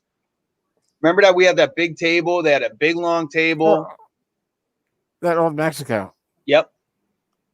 It's called Old Mexico. Dude, Old Mexico is awesome. It's relatively new build. It was like a fresh. That building was only like 5 years old or something. I think it was they moved in there a year before the pandemic. Yeah. Okay. So I'm sure. Yeah, I'm sure they were because before that they were at the old Century 3 Mall. Yeah, I thought we were there in 2018, 2019. But I think that would be a good place for dinner because it seems that I mean, unless we could think of somebody else somewhere else that we would have that social distancing in public before going back to the high hole. So. But anyway, that's what I'm thinking. I'm totally down. And yeah, all right. We can wrap it up. It's definitely went a lot longer than we all expected. Yeah, I'm starting to shut down mentally. But everything that was said prior to this is I want to be part of it. I want to be a part of it. Yeah, it was good. I want to be keep it in this part of your brain. Set an alarm on your phone so that you remember to talk to Rebecca about it and figure some stuff out. And then let me know, and I will be there. And then BB, regardless of what the monk can do, let me know if you're doing any shit. Do it. And I'll come out. And man, I still dream about getting a module and rolling some fucking dice with you guys again. A simple fucking module that would be 2 to 3 hours type of thing. They exist, right? You can get a module. Yeah. Be like, you can go through this module, like expected time, 2 hours, 3 hours, 4 hours. Buy the module that has the time that you want. Go through it. Roll the characters up. You roll it. It takes minutes to roll up a character. That it is a big thing, and I just the film that I'm jumping back into now, Rust. There are 2 individuals that they have D&D meetings every Wednesday, ironically enough. Wow. For the past 2 years, 3 years. Way. Oh yeah. What? Yeah. The one dude. Yes, the one dude grew up in Detroit. What? And the other guy is a Pittsburgher. And where do they live? I don't know. Around Pittsburgh. Yeah. In Pittsburgh. And they've been meeting up for years. So when I was working on movie industry. So like I remember they should be the DM. They should be the Well, nevertheless, they've been doing this for years and years in these groups. And I think I first met the one guy on Pickle. American Pickle. Pickle. Yeah. I might have met him on the Tom Hanks. I'm gonna drink some pickle juice after this beer, but listen. Yes. Mr. Rogers movie, but it was American Pickle. American Pickle. Why don't you, if you can, but they're still doing it. And I met this other cat who's originally from Detroit, and he's been doing this. Invite him in. If they're doing that, sucks that they're doing on Wednesday. But if they could come on this thing on Wednesday, that actually would align because there's online modules, as well. So, but anyway, I don't want to cover that. Sounds like it's getting too complicated. I think it'd be easier for just us to get. My point is it's happening everywhere. I'm going on. What we were a part of in 1978 has become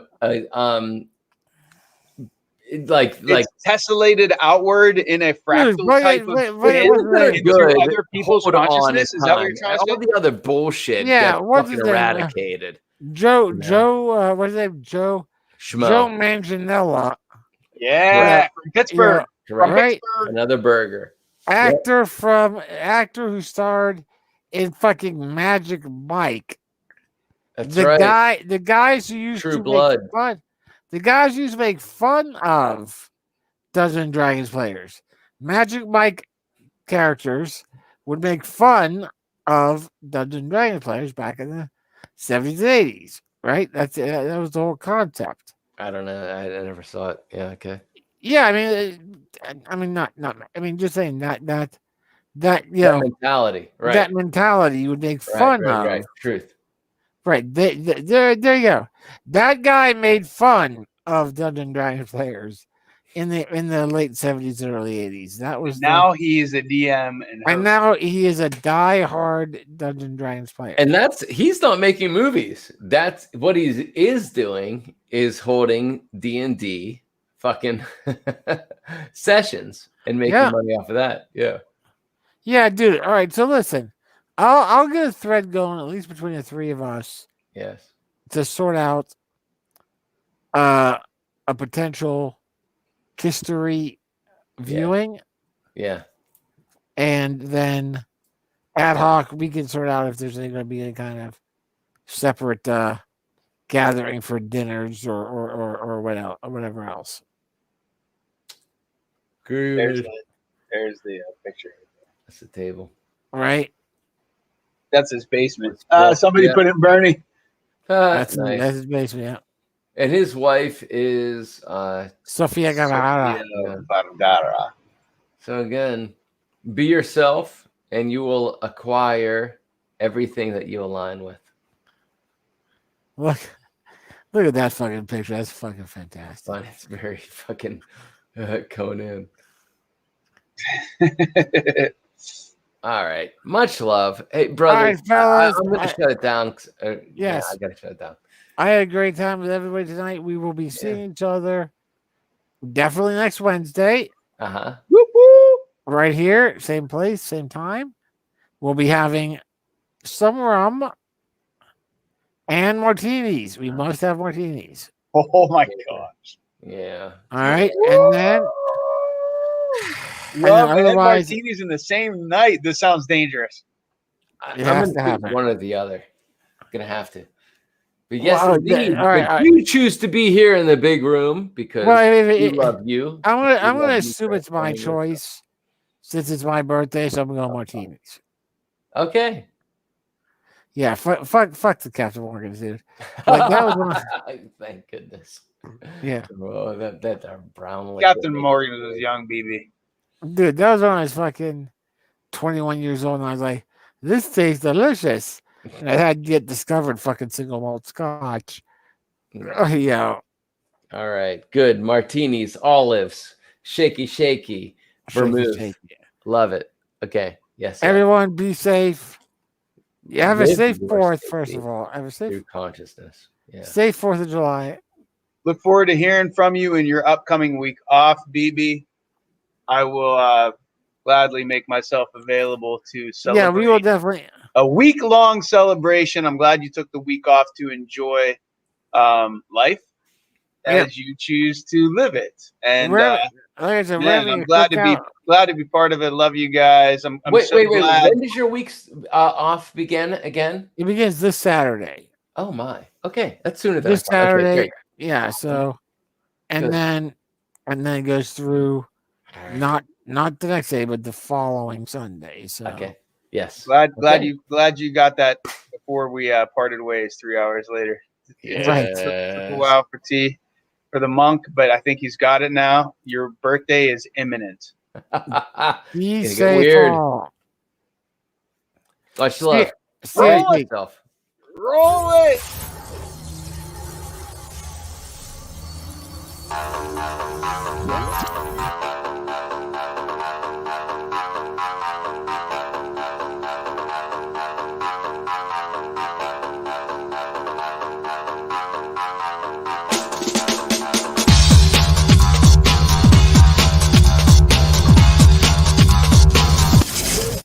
I'm scarred for life, but I'm set for life, and I'm set for life, but I'm scarred for life, and I'm coming at you. I'm fucking crazy. I'm fucking psycho, fucking insane. That's the fucking chorus right there. You nailed it, dude. You nailed it. You nailed it, and you visually transformed into fucking Joe Rogan. You did. You fucking, Joe Rogan, yeah. Yeah, you did. You visually transformed into Joe Rogan.